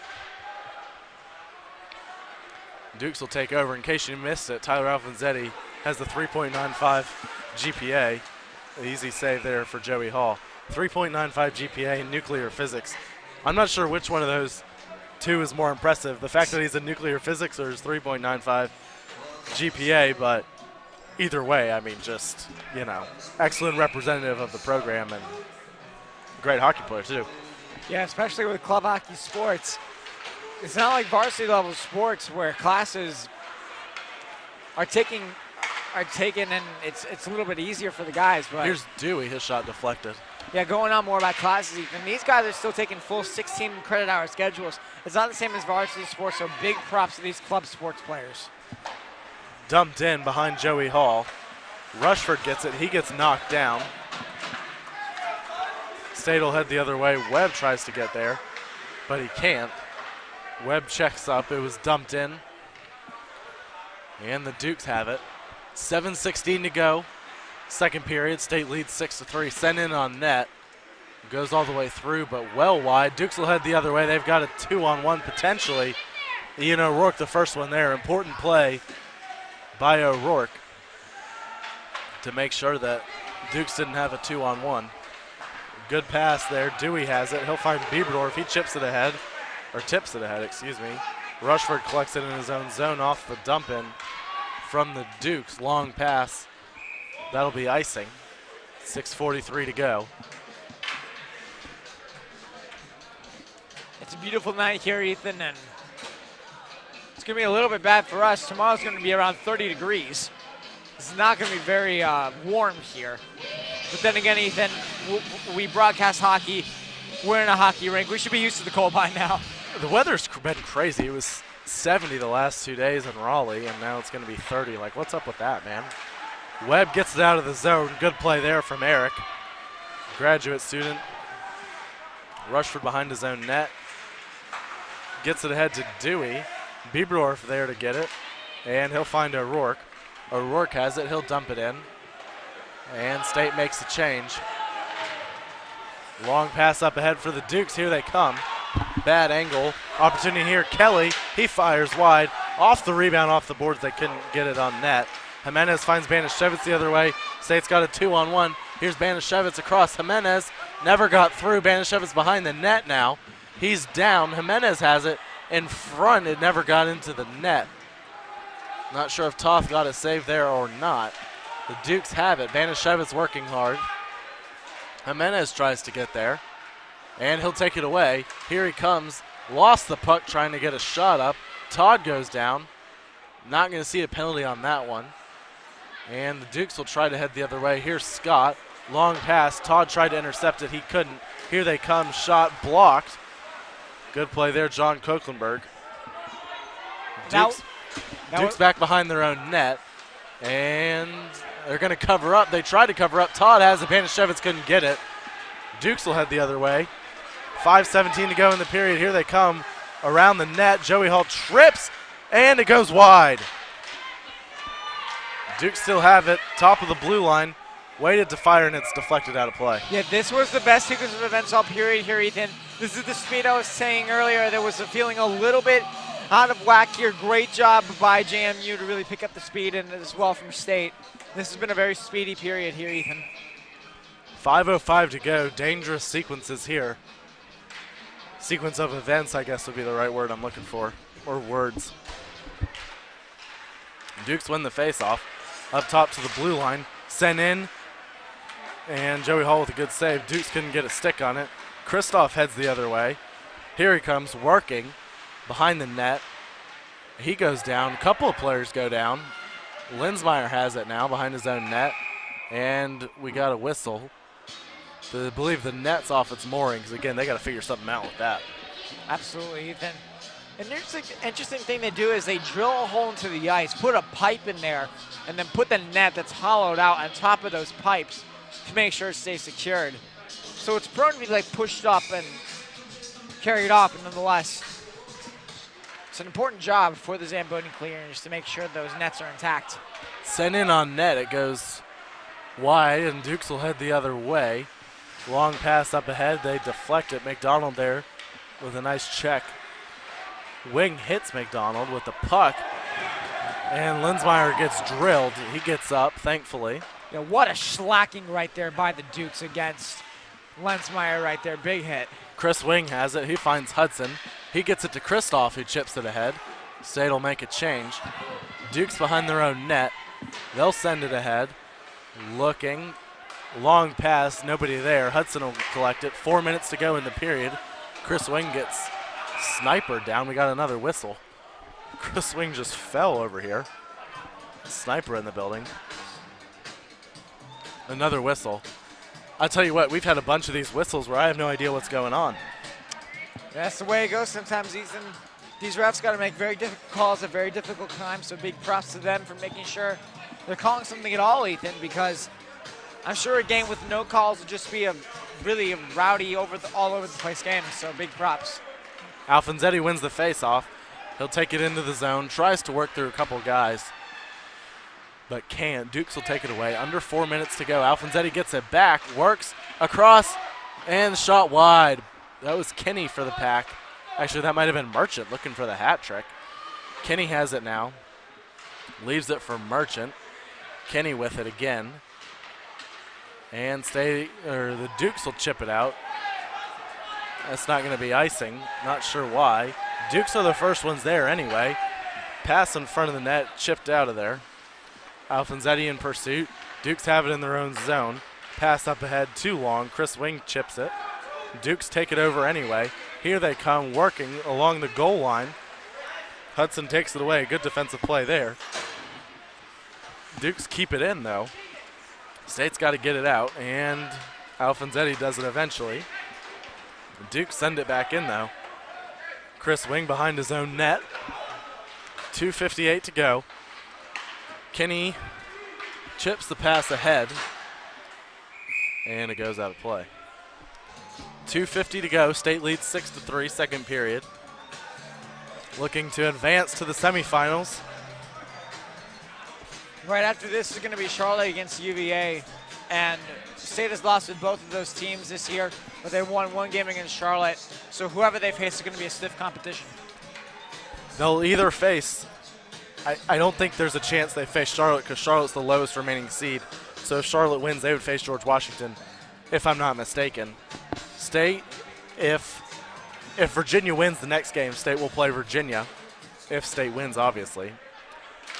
And then if Charlotte wins, State will play the winner of the Virginia Tech Wake Forest game. Shot on net there, kicked aside. Bieberdorf collects the rebound. Dewey behind the Duke's net. Couldn't get it. Sent in front of the net. State couldn't get a stick on it. It was sitting there. Juicy rebound, but State couldn't finish it. Duke send it in. Rushford. He'll go back to get it. James Madison sends it around again. Webb up ahead, too long for Kristoff. Not going to reach the goal line, no icing. 2:15 to go. And the Dukes will set it up in the all-black uniforms. Usually State wears the black as the home team, not tonight. Dukes into their own zone. And good defensive play there, Will Bieberdorf. State gets it out. James Madison couldn't keep it in, and we got another whistle. For a hand pass. Not something you see very often. 1:55 remaining to go here in the second period. So not a lot of time left here, Ethan, to make something happen. And I don't think much more can happen in this period. It's been fairly evenly matched. I think what needs to happen is play needs to settle down, and Coach Gazzillo needs to ramp up his team for this third and final period. Lots of back and forth play. 1:52 to go. I think a goal here for either team in the next 2 minutes would be huge. It'd be crushing for James Madison to give one up and go down by 4. On the other hand, if James Madison can score, it's only a 2-goal game. Shot in front, good blocker save. Off the rebound, off the side of the net, Keegan Kelly. Todd working there. Koeklenberg along the boards. He pins a man. In front of the net, Joey Hall with a quick save. Rebound, Banashevitz there, tries to get it out. Mazikowski has it, too long for Todd. No icing. Dukes behind their own net, they turn it over. Banashevitz keeps it in the zone. State almost had a really good opportunity there, but they couldn't keep control of the puck. Dukes have it again. They'll try to get it out. They can't. Mazikowski has it. He gets knocked down. Not an easy task. Just about 1 minute to go in the period. Banashevitz working along the near boards. He gets pinned up. And State gets out of there with it. Jimenez. And Toth makes the save. Wasn't sure if it went out of play or if he made the save, but. Yeah, Toth has only given up 1 goal in this period here, Ethan, and that is very good for the backup goaltender, looking very sharp. If JMU does end up advancing, they should really consider putting him in as a starter. He's been looking great. He is a mammoth goaltender. Well, I'm sure, they'll take a look at things next year, see what they want to do. Definitely not the performance they wanted to see out of Thomas Harris as their starting goalie. 5 goals in the first period, not how they drew that one up. State wins the faceoff. Dukes have it now behind their own net. 45 seconds to go. And the Dukes will dump it in. They'll try to chase after it. Koeklenberg's the first one there. He'll send it along to his defenseman, Mazikowski. He gets it to Kristoff. He dumps it ahead, and that's icing. Dangerous there. 30 seconds to go. You don't want to take an icing, but State does. Big day for Wolfpack Sports here. Baseball got a big win today, so big props to them. Ethan, you can probably talk a bit more on that. Oh, they swept a doubleheader actually against Seton Hall. Good start to the season there. Wish I was there, but this is a pretty good alternative, I gotta say. 20 seconds to go. State holding the puck. Mazikowski, Koeklenberg with a long pass up ahead. Jack McDonald. And here they come. End of the period, kicked aside by Joey Hall. 7 seconds to go in front of the net. Hall uses a stick to get it out of there. And that's going to do it for the period. Dukes kept it in, but it was too late. I got to rephrase what I said there. I didn't mean that I would rather be at the baseball game. I meant to say I wish I could have been there. I wanted to clarify that. Anyway, State 6, James Madison 3. Quick thoughts after the second period. Yeah, it really died down from the first there, Ethan. Excited to see what's going to happen here in the third. We're going to take a quick break. We'll be back to talk about what we saw. NC State leading James Madison 6-3 on PackTV. Second intermission here. Ethan Berry and Zach Sawai back. Not as much going on in the second period. First period was bananas. What did you see in the second period? I think it calmed down. Both teams stepped it up defensively, and it's really just going to be a period. Third period is going to really have to be a continuation of the first period. The second period really died down, Ethan, and so far it's just been a lot of back and forth. It was a lot of back and forth. Good opportunities for both teams. A couple defensive turnovers. Looked to me like there could have been more goals. but there wasn't. What does NC State need to do defensively with a 3-goal lead? I think they just need to continue to tighten up because they let in a few more opportunities than they would have liked. I think the fact that they've been just squeezing in still so tight, not really spreading out, is allowing JMU to just walk circles around them and really getting in on Joey Hall. It's not a good thing, so it's really going to have to be really changed going forward here. Daniel Toth played the second period after Alex Harris started in the first.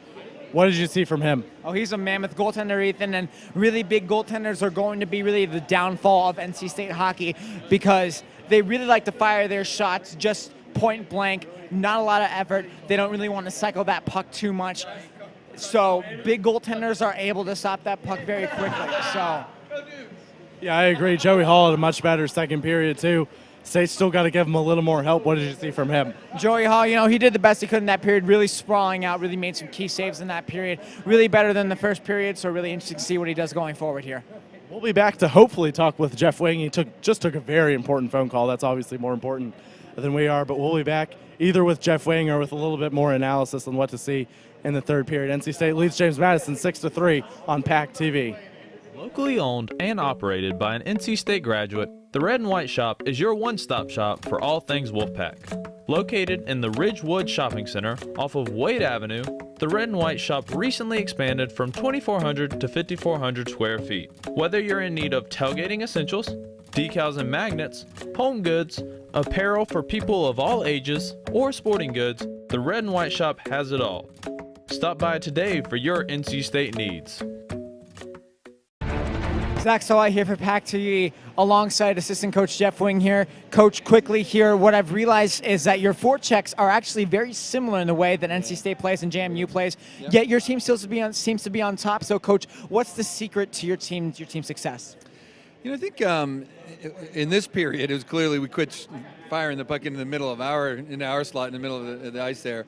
So that was important. I tell you one thing I really liked. It wasn't really a forecheck point, but when we entered the zone and one of our D went in, our forwards fell back and helped out the defensemen. And then if you notice, either the puck came back to regroup it back into the zone, or they were back to help out. So I thought of that period, the best thing I saw was the forwards helping out the D. Definitely. In the second period really died down there, Coach, and really talking about it. So what happened between the first and second period energy-wise, and how is the third period going to be energy-wise as well? I just think everybody was just having just. I think we just had speed. Everybody was kind of playing more with their head on their shoulders versus just kind of all energy. So that was good. Speed's going to be very important here, Coach. We thank you for joining us. We got to get ready for your players to get back on the ice. And I'm not so sure about those JMU fans, though. Oh, the JMU fans! Let's go! All right, thank you for joining us here on PackTV. Me and Ethan will be right back for this broadcast right here on PackTV. Thank you for coming back and joining us here on PackTV. Zach Salai here. Ethan Berry will be right back with us here, helping once again adjusting some of the camera work here. Just to talk with assistant coach Jeff Wing, we're running a bit short on time, but a lot of good insight from him as well, talking about forecheck and how the play was sort of settling down. Thanks again. Welcome Ethan Berry back to the broadcast here after helping out with some camera work. Ethan, take it away. I'll tell you what, it's always interesting being out among the fans. You never know what you're going to get. And it's like Pawn Stars. You never know who's going to walk through that door. James Madison fans, they desperately wanted to be on air, but couldn't do that. That's not how it works, unfortunately. And but hey, you gotta love the enthusiasm for ACCHL hockey. They made, I think they said it was a 2.5-hour trip or so. I think that's what they said, Ethan. Yeah, but a couple NC State fans, as you mentioned, as well. And it's great to see that support, in my opinion. I think James Madison University is near the coast, if I'm not mistaken. It's in. It's not near the coast. I don't remember exactly where it is, but it's not near the coast. I'm going to look it up real quick. Yeah, they're somewhere in Virginia, if I'm not mistaken. Yeah, they're definitely in Virginia. They are in. That's the president, Ethan. The 4th U.S. President, James Madison. Harrisonburg. I should have known that. They're in Harrisonburg, and they're one of the best football teams in the country. Actually, I don't know that a lot of people know that. And at the FCS level, I believe they won the national championship last year, and they've won a couple in recent years as well. But great school, great to see their fan support for their hockey team. Face-off here goes up in the air. Todd tries to catch it He cannot. State's got 1 period to hang on. We got an offsides.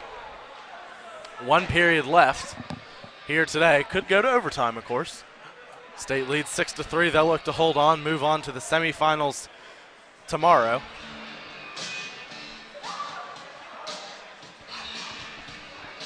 Yeah, another face-off outside the zone. Yeah, if State can pull off this win, it's going to be a really important day tomorrow to make sure they don't go into that consolation game too upset. They want to bring it home. Coach Gazzillo said it best. They come here to win. They don't come here to get a nice day then go home. James Madison off a turnover in front of the net. Joey Hall sprawled out, and Dukes couldn't put it in the net. Couldn't tell if he made the save or not. Jimenez now on the far boards, behind the net, still has the puck, loses the defender, still has it. Tried to get it to Banishevitz at the blue line, couldn't. Banishevitz with a good poke check. And the puck's all the way back behind the net. There's O'Rourke with a big hit along the boards. James Madison keeps it in momentarily, but State takes over. Pass took a weird bounce off the boards. Jimenez couldn't get it. Todd collects it in his own zone, dumps it in. And the Dukes in front of Daniel Toth. I believe I called their starting goalie Alex Harris. Want to apologize to him. It's Thomas Harris, actually. Kinney now out there for the Pack. Alfonsetti forces a turnover, but he lost the puck. The Dukes will head the other way, and they miscommunicate on the pass. They'll keep it in, though. Merchant there. He's got 2 goals tonight. Banishevitz also with 2. Alfonsetti and Todd also scored. Kinney with it now. Into the zone. Working. He's got Merchant, who's looking for a hat trick. Can't get it to him. Alfonsetti sends it on net quickly. Good save by Toth. Now it's behind the net. The Dukes have it. A kind of important thing here, Ethan. His name is Toth Daniel, not Daniel Toth. Our bad here on the broadcasting group. I just saw that on the roster here for JMU Dukes. I think that some of the names on the website they put their last name in first. I think that's why it looks that way. If you look at some of the other names, they also appear the same way. Colin Hurley. That was the one I noticed earlier. I think there's another one as well. I can't imagine that his first name is Toth, though. I'm pretty sure it's Daniel. State leads 6-3, 18 minutes to go. Looking to hold on and advance to the semifinals, where they will face Virginia if chalk holds, of course. Definitely not a guarantee. Dukes win the face-off. Shot there. Rushford blocks it in front of the net. Merchant. And it goes in front of the net. Opportunity for the Dukes. Joey Hall sprawled out. They can't get in the net. Rushford chips it ahead. And we got a penalty. I think we got a penalty. Last time, yeah, we do have one. Merchant takes a seat. Second power play of the game for the Dukes.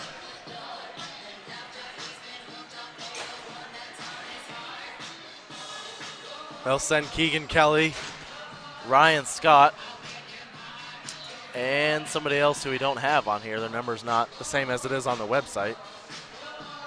Got a couple of duplicate numbers out there. Lady Gaga now playing on the PA. Tell you what, Lady Gaga is one of my favorite artists. Definitely underappreciated. Yeah, what a national treasure she is. Duke set up the power play. They win the face-off. Here they come, moving in, shot high. Goes all the way around. Dukes keep it in. Linsmeyer with a nice hit. McDonald, Rushford, and O'Rourke also out there. Rushford with an excellent play. Can't get it out. Does the second time. McDonald there just chipped it along. Could have looked to maybe make a play with it. Instead, he just dumped it in. Dukes will collect it. And they lose it again. Linsmeyer backhands it all the way back down. Good penalty kill from NC State.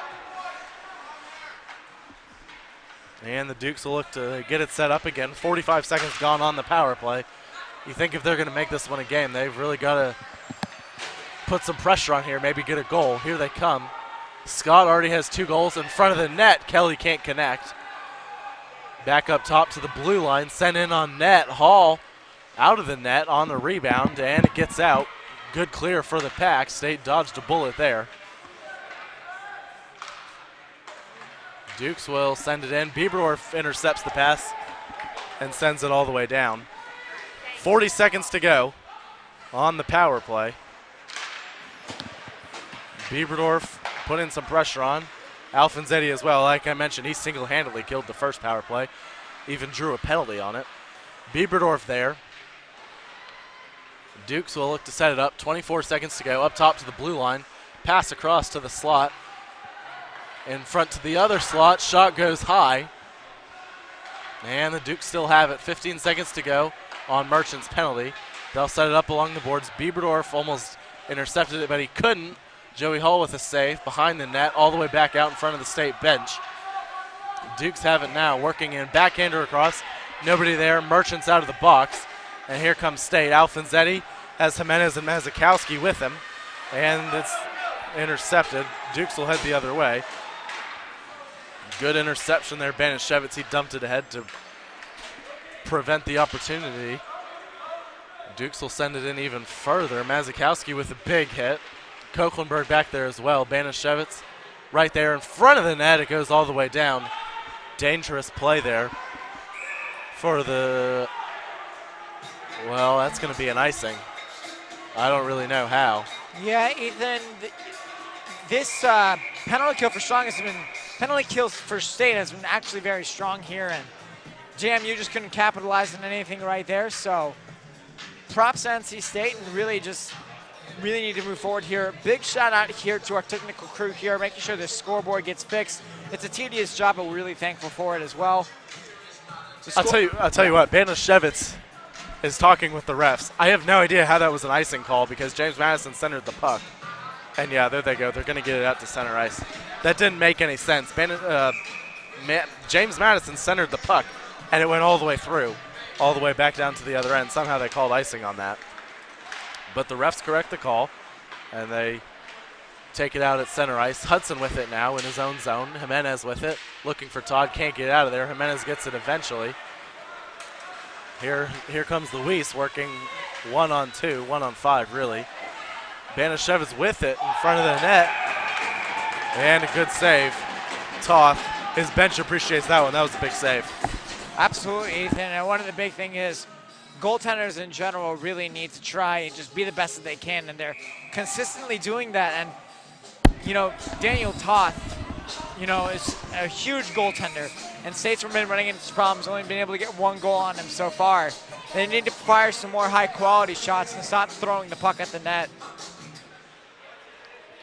Yeah, big save there. Really can't allow this to get to a 4-goal game in the third period, or really at any point of the game, but especially in the third period. James Madison sends it around in the offensive zone. They're really putting some pressure on lately. Banishevitz has it, though. Tries to get it out of the zone, but can't. Excuse me. Hudson has it. He'll get it to Chris Wing, and they'll get it out of the zone, but the Dukes have it in the neutral zone now. Back in their own zone, Banishevitz and Jimenez putting some pressure on. Long pass tipped ahead. Chris Wing's going to get back to get it. Not going to be icing. Wing has it. Up ahead, Jimenez. Jimenez chips it to Wing out of the zone. Banishevitz looks to take away the puck but can't. And Banishevitz forces a turnover. Here he comes looking for a hat trick. Centering pass never got through.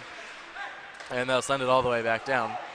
Rushford has it, and State just trying to send it in so they can get it changed. Banishevitz gets it to Rushford. Bieberdorf trying to get it in.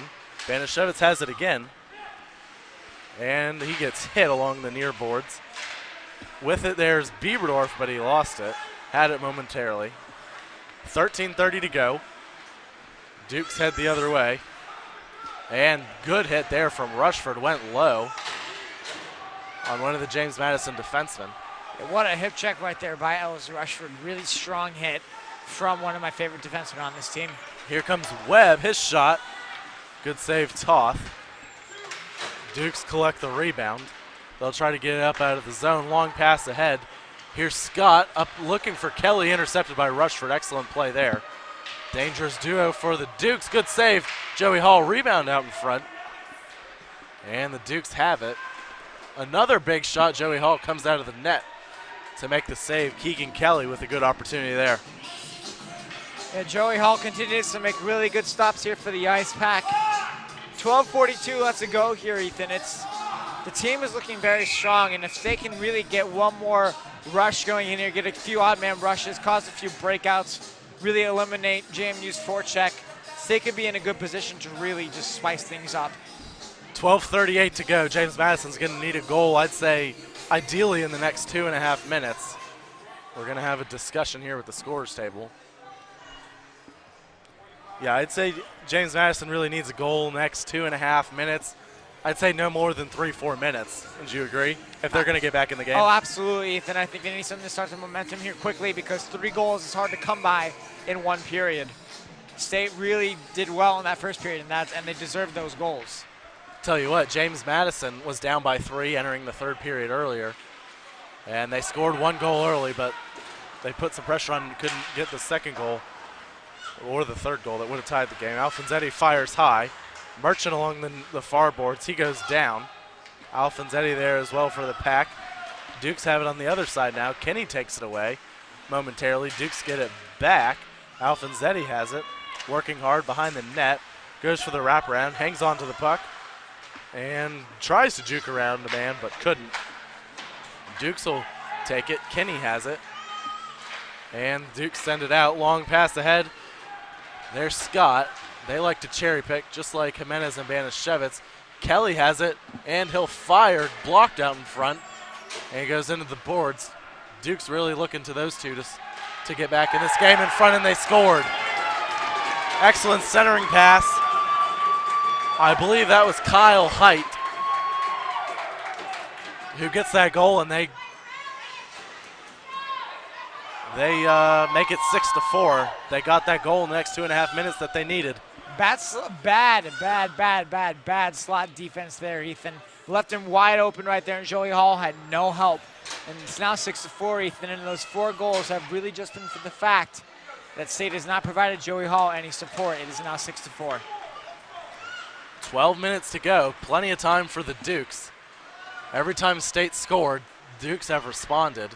Not every time. I guess the game would be tied if that was the case, but each of the last 2 times anyway. State back in their own zone. Koeklenberg has it. And there's McDonald. He'll dump it in. 11:30 to go. They needed that goal in the first 10 minutes of the period. Ideally first 5 minutes, but you'll take one. And they got it. Big shot there from Koeklenberg, saved by Toth. Really all State can do now is make sure they emphasize their neutral zone and offensive zone play, because defensive zone right now need to make sure that the puck stays out of there whatsoever. They don't want JMU to get another 2 goals, and they're finding that's getting harder to score on JMU's goaltender. So it's going to be a matter of, can they keep the puck in the offensive zone here, Ethan? Yeah, I'd say State needs a good 3-4 minute stretch here. Don't necessarily need a goal. Obviously, you'll love one, but definitely a good stretch. 3-4 minutes maybe. McDonald and the near board sent in there by Mura. And the Dukes get out of there with it. Koeklenberg intercepts the long pass, and he'll dump it in ahead. Dukes try to head the other way, and they do. Joey Hall came out to play the puck instead of let Mazikowski take it. And Sale head the other way, a long pass for Mura. Too long. No icing, didn't reach the goal line. Dukes will set it up. Here they come. Weak pass intercepted, didn't get much on it. Linsmeyer tipped it in, couldn't keep control. State has it back in their own zone now. Koeklenberg, long pass for Linsmeyer. Not going to be icing. I don't think Linsmeyer touched it. 10.5 minutes to go in front of the net, and Toth comes out to cover up.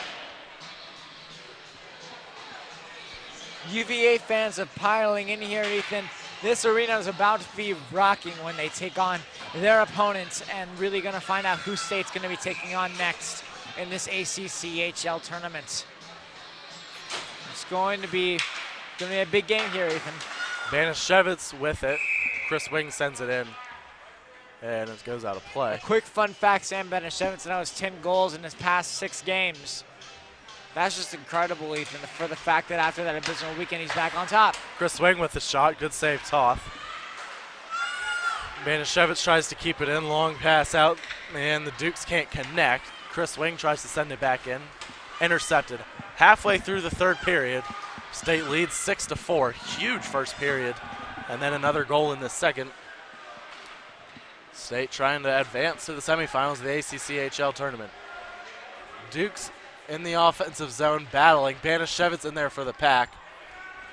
And Chris Wing comes out of there with it. We got some really loud bass. Jimenez sends it all the way down. That's going to be icing. Some really loud bass. I'm not really sure where it's coming from. I think it's the restaurant behind us.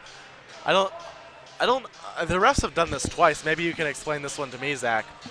They've blown the whistle on an icing a couple times before the players have gotten to the face-off circle. So what happened was a few years ago, Yoni Pickanen from the Carolina Hurricanes, on when icing used to be when it was, I'll explain it when play dies down a little bit more here, Ethan. Hudson comes out of the face-off with it, and here comes Jimenez holding in front of the net, and it comes all the way back out. Rushford keeps it in. He sends it on net, but we got another whistle. That's going to be a penalty on James Madison. I know where you're going with this. Right. I know you don't have to touch the puck, but it seems to me that they've blown the whistle before the James Madison players gotten to where they need to. Because what they're doing is, in order to stop any injuries where the player may accidentally make a very bad crash into the boards, they try to determine on the fly who's going to touch the puck first, so the players have time to stop so they don't get seriously injured. It's a matter of safety, Ethan. So they are just blowing it a little early just for good measure? For safety, absolutely. Yeah. I mean, State wasn't going to win those races. I was just curious. But why? then it also opens up to more controversy over calls there, Ethan, as well. Yeah. Well, I agree with you. If the race is going to be won by the team, I don't have any issue with the call. Like I said, I don't necessarily disagree with the call. It was just interesting to me. State's on their 4th power play of the game. They've scored twice already. And they're going to set it up. Muir at the top finds Merchant out there with Alfonzetti. Rushford. Kinney in front of the net, tipped in, and he scored. Ryan Kinney off a pass from Tyler Alfonzetti. NC State's power play is back up and running. The Silk Man himself, Ryan Kinney, incredible job from number 22 to get into the front of the net, get to the front of the slot right there. What a great tip against the mammoth goaltender from JMU. There's really not much more you can say. Beautiful tic-tac-toe passing play to the front of the net. There's really not much more you can say there, Ethan. 8:57 to go. State's lead back up to 3. State's 3 for 4 on the power play, which is just excellent. And one thing I wanted to mention, the one power play they didn't score on was about 50 seconds worth of power play because there's a minute of 4-on-4 in there. So your power play, I mean, you can't ask it to be any better than it has been so far. 8:45 to go. State and James Madison. Dukes with an opportunity there. Good shot and better save there, Joey Hall.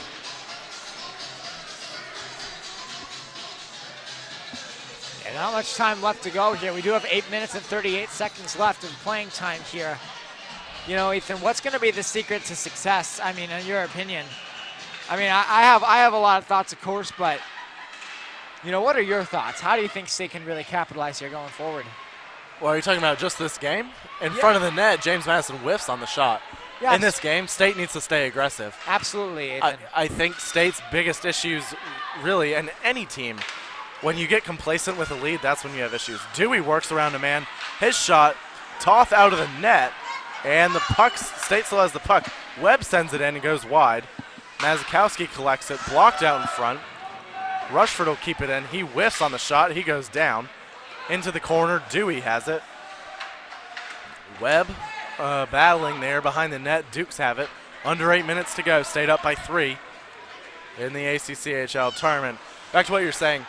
I just think you have to stay aggressive, and that goes for all sports, really, not just hockey, but I think it applies more so, especially to this NC State team. When you're stop being aggressive, that's when you know things aren't going to go your way. You're going to get a bad bounce, and you know you're going to give up a fluke goal or something like that. 7:30 to go. Here comes Dewey again. Big slap shot, deflected, never got to the net. Actually, did get to the net, just wide. Todd keeps it in, sends it all the way down into the corner. Knocked down by the Dukes. And we got a whistle. Yeah, impeccable music choice here, Ethan, of course.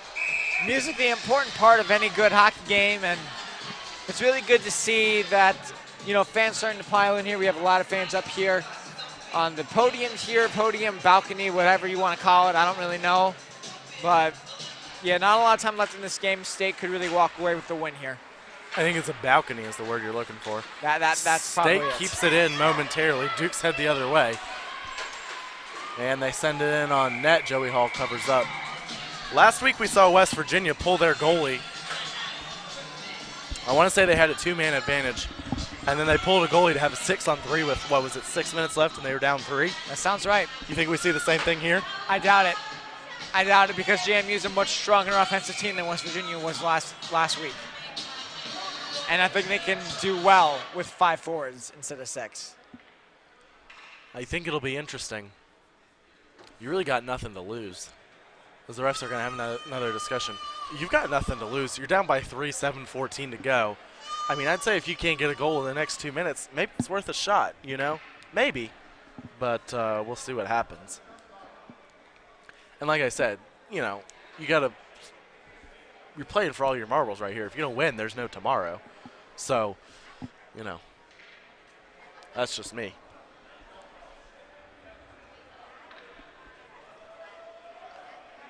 The refs having a discussion. Not really sure what about.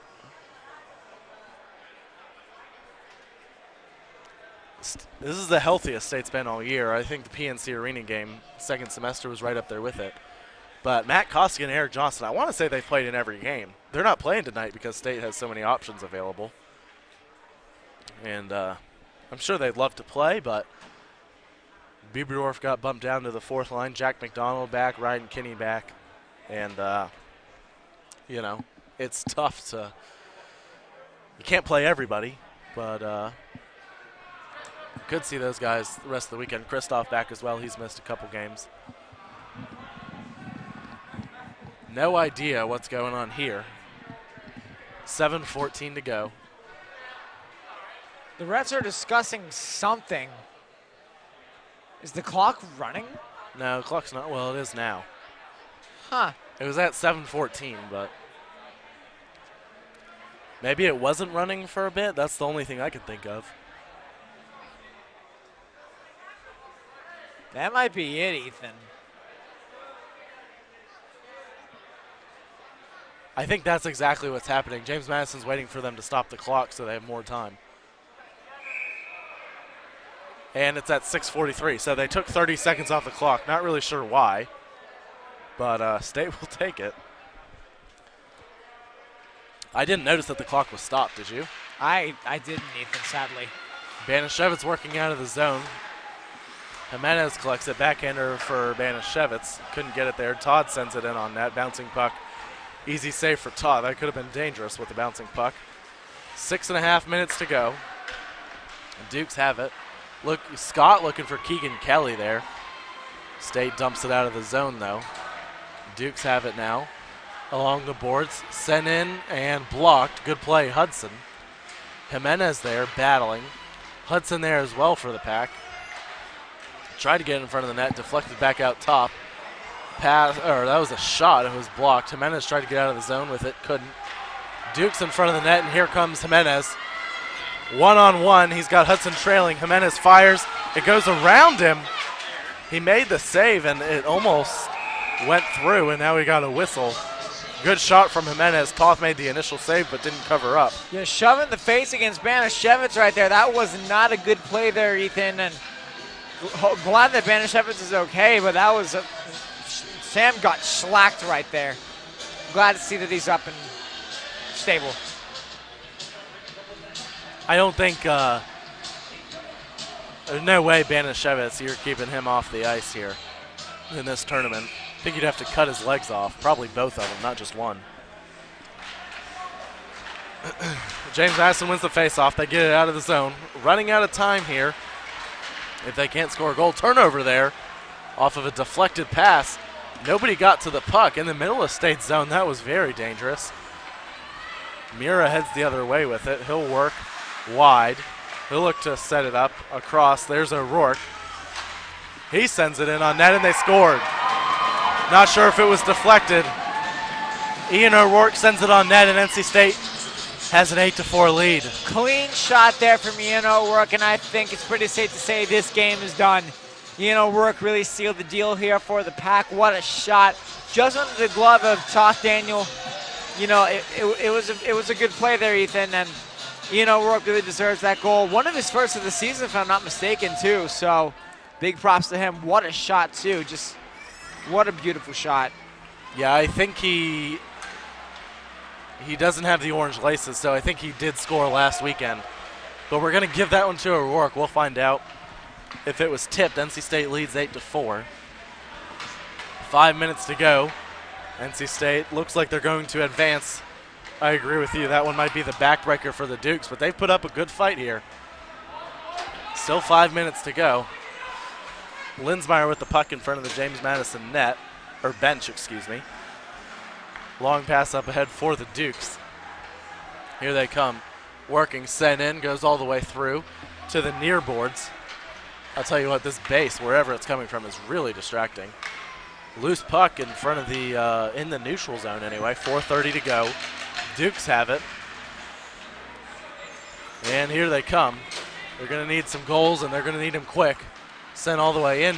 Joey Hall trying to get an icing. Not sure if he should have caught that one or not. Mazikowski chips it ahead to Mura. Couldn't get out of there with it. Mazikowski has it again, and he'll just send it all the way down. That's going to be icing. 4:13 to go. State leads 8-4. Really a complete effort offensively for the Pack. They're going to need to get better on defense, though, headed forward. Absolutely, Ethan. I think they've had a little bit too many defensive lapses here going into the latter rounds of the tournament. They're going to be facing better and better teams. They can't afford to give up one goal too many, Ethan. State off the face-off has it. There's Mazikowski. He'll send it ahead. They send it all the way down, and no icing. So State's able to get the change that they wanted. 4 minutes to go. Dukes have it. And they'll get it up into the neutral zone. Here they come, looking for a goal to get back in the game. Mazikowski goes down. That's a big dude laying down on the ice. Looking for a penalty, couldn't get it. Koeklenberg with it, fires, and he made the initial save and hit the post, or the crossbar, excuse me. Koeklenberg with it back in front of the net. John Koeklenberg really wanted that one his senior season, still hasn't scored a goal. Doesn't get much closer than that. 3:30 to go. That one sent all the way back down. Koeklenberg couldn't make the catch. And they're going to wave off the icing. Had their hand raised. They didn't call it for some reason. Merchant feeds it ahead looking for Kinney. Dukes into their own zone. Merchant tries to keep it in but can't. Alfonsetti has it. Waits for his guys to get online. Alfonsetti goes down. No penalty. 3 minutes to go. Alfonsetti in the corner. Centering pass. Kinney fires. And Toth made the save, I think. Not sure if it went wide. Hudson has it now. All the way back around. Alfonsetti with a nice hit. Kinney trying to get there. Sends it in front of the net. It hit the back of the net. And we got a penalty. I believe. A whistle at least. The net came off again, Ethan. Oh, gotcha. Yeah. They got to do something about that. That's what, the fourth, fifth time that's happened? I'm sure they'll get it fixed soon enough, but it's an early night for us, Ethan.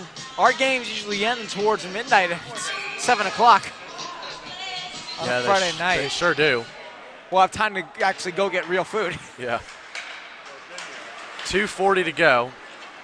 Duke send it ahead. Hudson has it.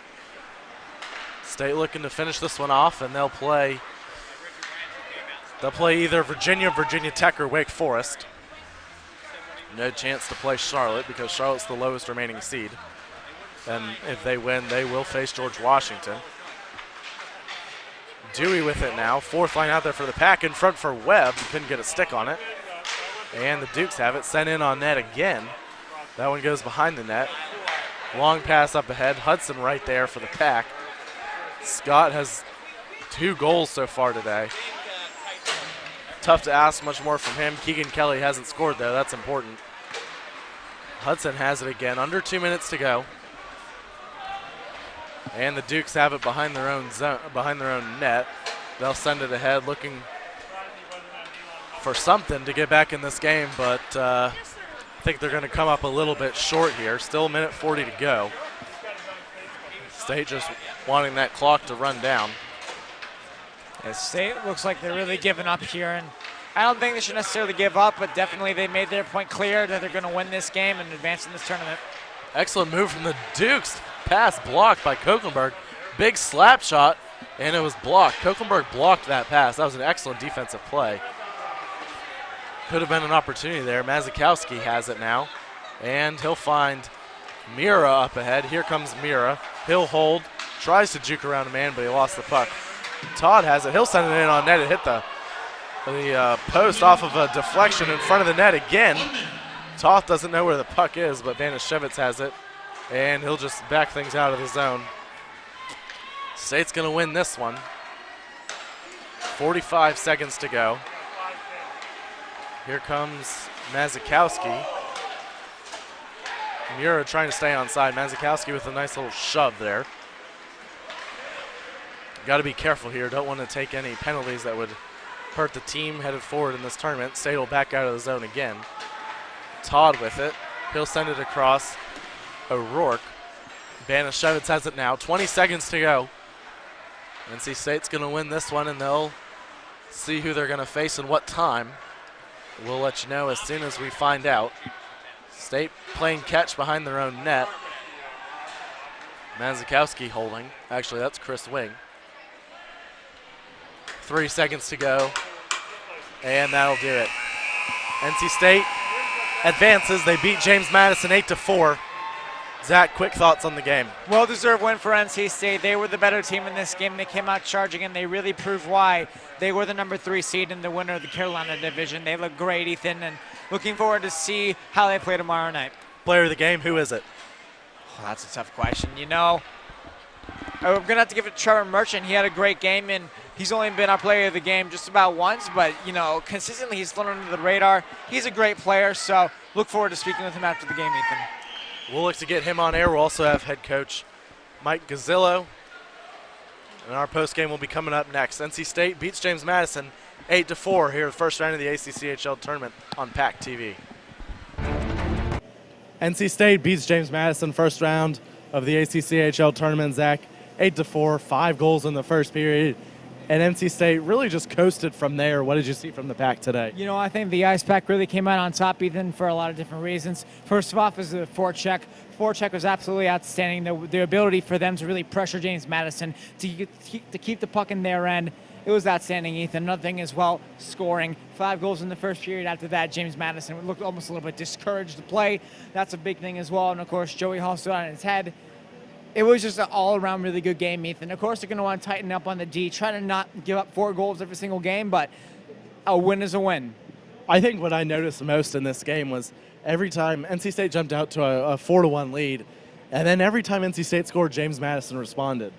And then what I thought was most important, James Madison cut it to 6-4 with over 10 minutes left, and NC State responded with one quick goal and then another goal later on. And that was huge. James Madison had momentum, over 10 minutes left to get 2 goals, plenty of time, and NC State responded with a goal. What does that say about the resiliency of this team? Yeah, you know what? Just speaking of resilience in general, NC State has battled through so much this year concerning injuries. They've faced several games versus flu bugs. Will Bieber was out for the first half of the season, finally came back. Excited to have him back. Had a few good looks tonight as well.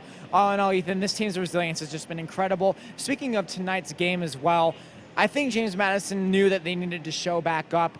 After that 5-1 first period, whatever that abysmal period was, the fact that they were able to just really respond to those goals and really get back in the game was critical for them, and it was just huge. And NC State really battled back.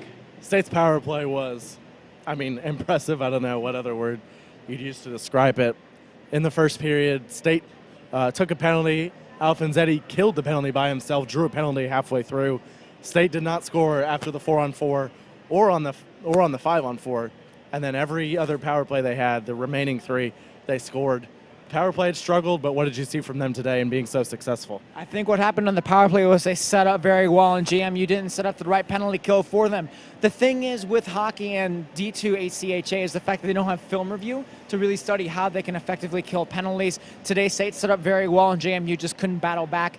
State had a good cyclical game, made a lot of great passes to the slot, a lot of great slot presences, and it made me very happy as a big hockey fan. But all in all, just a really great job from State's power play.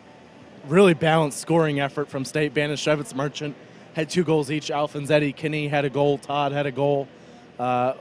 Another player who is another player for you who maybe we didn't see on the score sheet but played well for the Pack? You know, I got to say Eric Mura. He didn't come in until the latter half of the game. He looked really good from what we saw. Made a few good silky moves. You know, it's a really good to see a guy transfer from UNC Charlotte, step into the Mike Gazzillo system, get adjusted to it very quickly, and it was great to see him on the ice. Yeah, I agree. Joey Hall in net gave up 4 goals, was really hung out to dry a couple times. What did you see from him? You know, Joey Hall did the best he could with the defense that he was given. I think that he can't place all the weight on him, can't place all the blame on him for those 4 goals. Obviously, he's always going to want to be better. All goaltenders, all players always want to be better. But it was really good to see Joey Hall really step up and be the goaltender that State needs him to be. Excited to see tomorrow Josh Cannon will get the start or if it'll be Joey Hall again. We're going to take a quick break. We'll hope to be joined by Trevor Merchant and head coach Mike Gazzillo coming up. NC State beats James Madison 8-4. They advance to the second round. We'll let you know as soon as we know who NC State will face. If Virginia wins this next game, then NC State will face Virginia. We'll take a quick break. We'll be right back on PackTV. It's really a great start, and then you never allow James Madison to get back in the game. Every time they scored, you'd respond. What did you see from your guys tonight? I mean, I told my guys if we come out and we're disciplined and we put in the effort that we're going to be a dangerous team in this tournament. And they were very disciplined tonight, and we had a great effort, you know, and it showed. We got a lot of goals, and guys played well. I'm real happy with them. Staying out of the box has been an issue all year. Penalty kill's been good, but you've struggled staying out of the box. But you did tonight. That was one thing me and Zach forgot to talk about. Your penalty kill was good, but you didn't really have to do it a whole lot because you stayed out of the box. What does that mean for your team going forward if you can continue to do that? I mean, it's huge because when we're 5-on-5, we're a really good team, you know, and when we're constantly getting down, you know, it's hard to get momentum, and then you get your best players off the ice because Sam and Luis usually don't, you know, kill. So they're on the bench more than they need to be, and it kind of disrupts the flow of the team and the flow of the bench, too, because you're constantly juggling lines. So discipline was a big thing. We talked about it during the week. We talked about it today going into the game, and it's been good. Really a balanced scoring effort. 2 goals from Banashevitz, 2 goals from Merchant, and 4 other guys had a goal. What does that mean for your team moving forward if you can have balanced scoring? Well, I mean, it makes it a lot easier for us to play well and win when we're getting scoring from all the lines. And we're getting, you know, even the lines that don't score, I mean, they're getting good opportunities and they're getting the pucks into their zone. So when you get a face-off, it's an offensive zone face-off, right? So, you know, you can't rely on the same 2 or 3 guys. You know, you got to get scoring from everybody. And guys are pitching in. They all want it and keep going. One of your better performances of the year. Looking forward to tomorrow. What's one adjustment that you think you guys need to make? I think just maybe a little more execution in the neutral zone and the defensive zone would help us. You know, I'm not saying we're not playing well, but I think there's probably just a little bit of back-checking work we could do a little better. Other than that, I think we're good. Thanks, Coach. Thanks for being here with us. Zach's going to be right back with Trevor Merchant to wrap it up. Ethan Berry here. NC State beats James Madison 8-4 and advances to the semifinals of the ACCHL Tournament. We'll be right back with Trevor Merchant on PackTV. For NC State hockey, here's Zach Soy alongside Trevor Merchant, PackTV's player of the game. Trevor, it was a great game, 8-4. You had 2 goals tonight. Walk us through your goals and really what you did as a team tonight. Well, both of them came on the power play. One of them was just a really good look from Alfonsetti, fed it right across the crease, and I was right there to bury it. And the other one, you know, just Kinney took a shot, hit off the post, and I was sitting behind the net looking up, seeing what my options were, and goalie was off his post, so I just shot it off the goalie and banked in. So it was awesome. I mean, it gave us a little bit of a lead, and we got rolling off of that, a little bit of momentum. So one thing I noticed a lot is that your team has been improving on net front presence as well as slot presence for really good tip shots in front. Talk about how your team has been changing about crashing the net in general. Yeah, I know Gazzillo's been working with us about making sure we stop up in front of the net and have people driving it all the times, because once in a while there'll be a perfect pop pass right off of the pad or something and no one's there to bury it, but today we capitalized on it a lot and it paid off. So your forecheck was particularly strong tonight, Trevor. Talk about what has been said in recent history in practice, things like that leading up to this about your forecheck.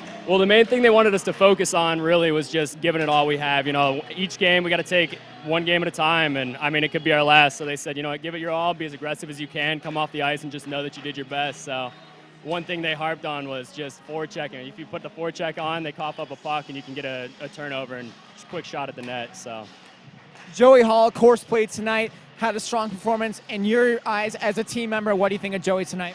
Joey played really well. You know, there was a few rebounds up front, and some defense was able to pick up on that, and as well, like, he was able to recover on a lot of them too. So he played really good for us. He came in clutch with a couple of saves that we needed and gave us the ability to keep moving on with our momentum.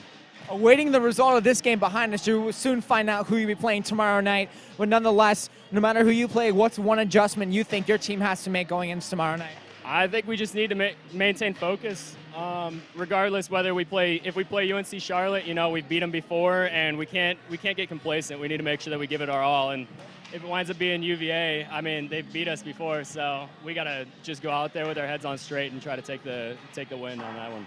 A lot of rest tonight for sure, and a big game tomorrow. Thank you for joining us, Trevor. For Ethan Barry, I'm Zach Sawai. We thank you for joining us here on PackTV, and we will see you tomorrow night for NC State hockey right here on PackTV.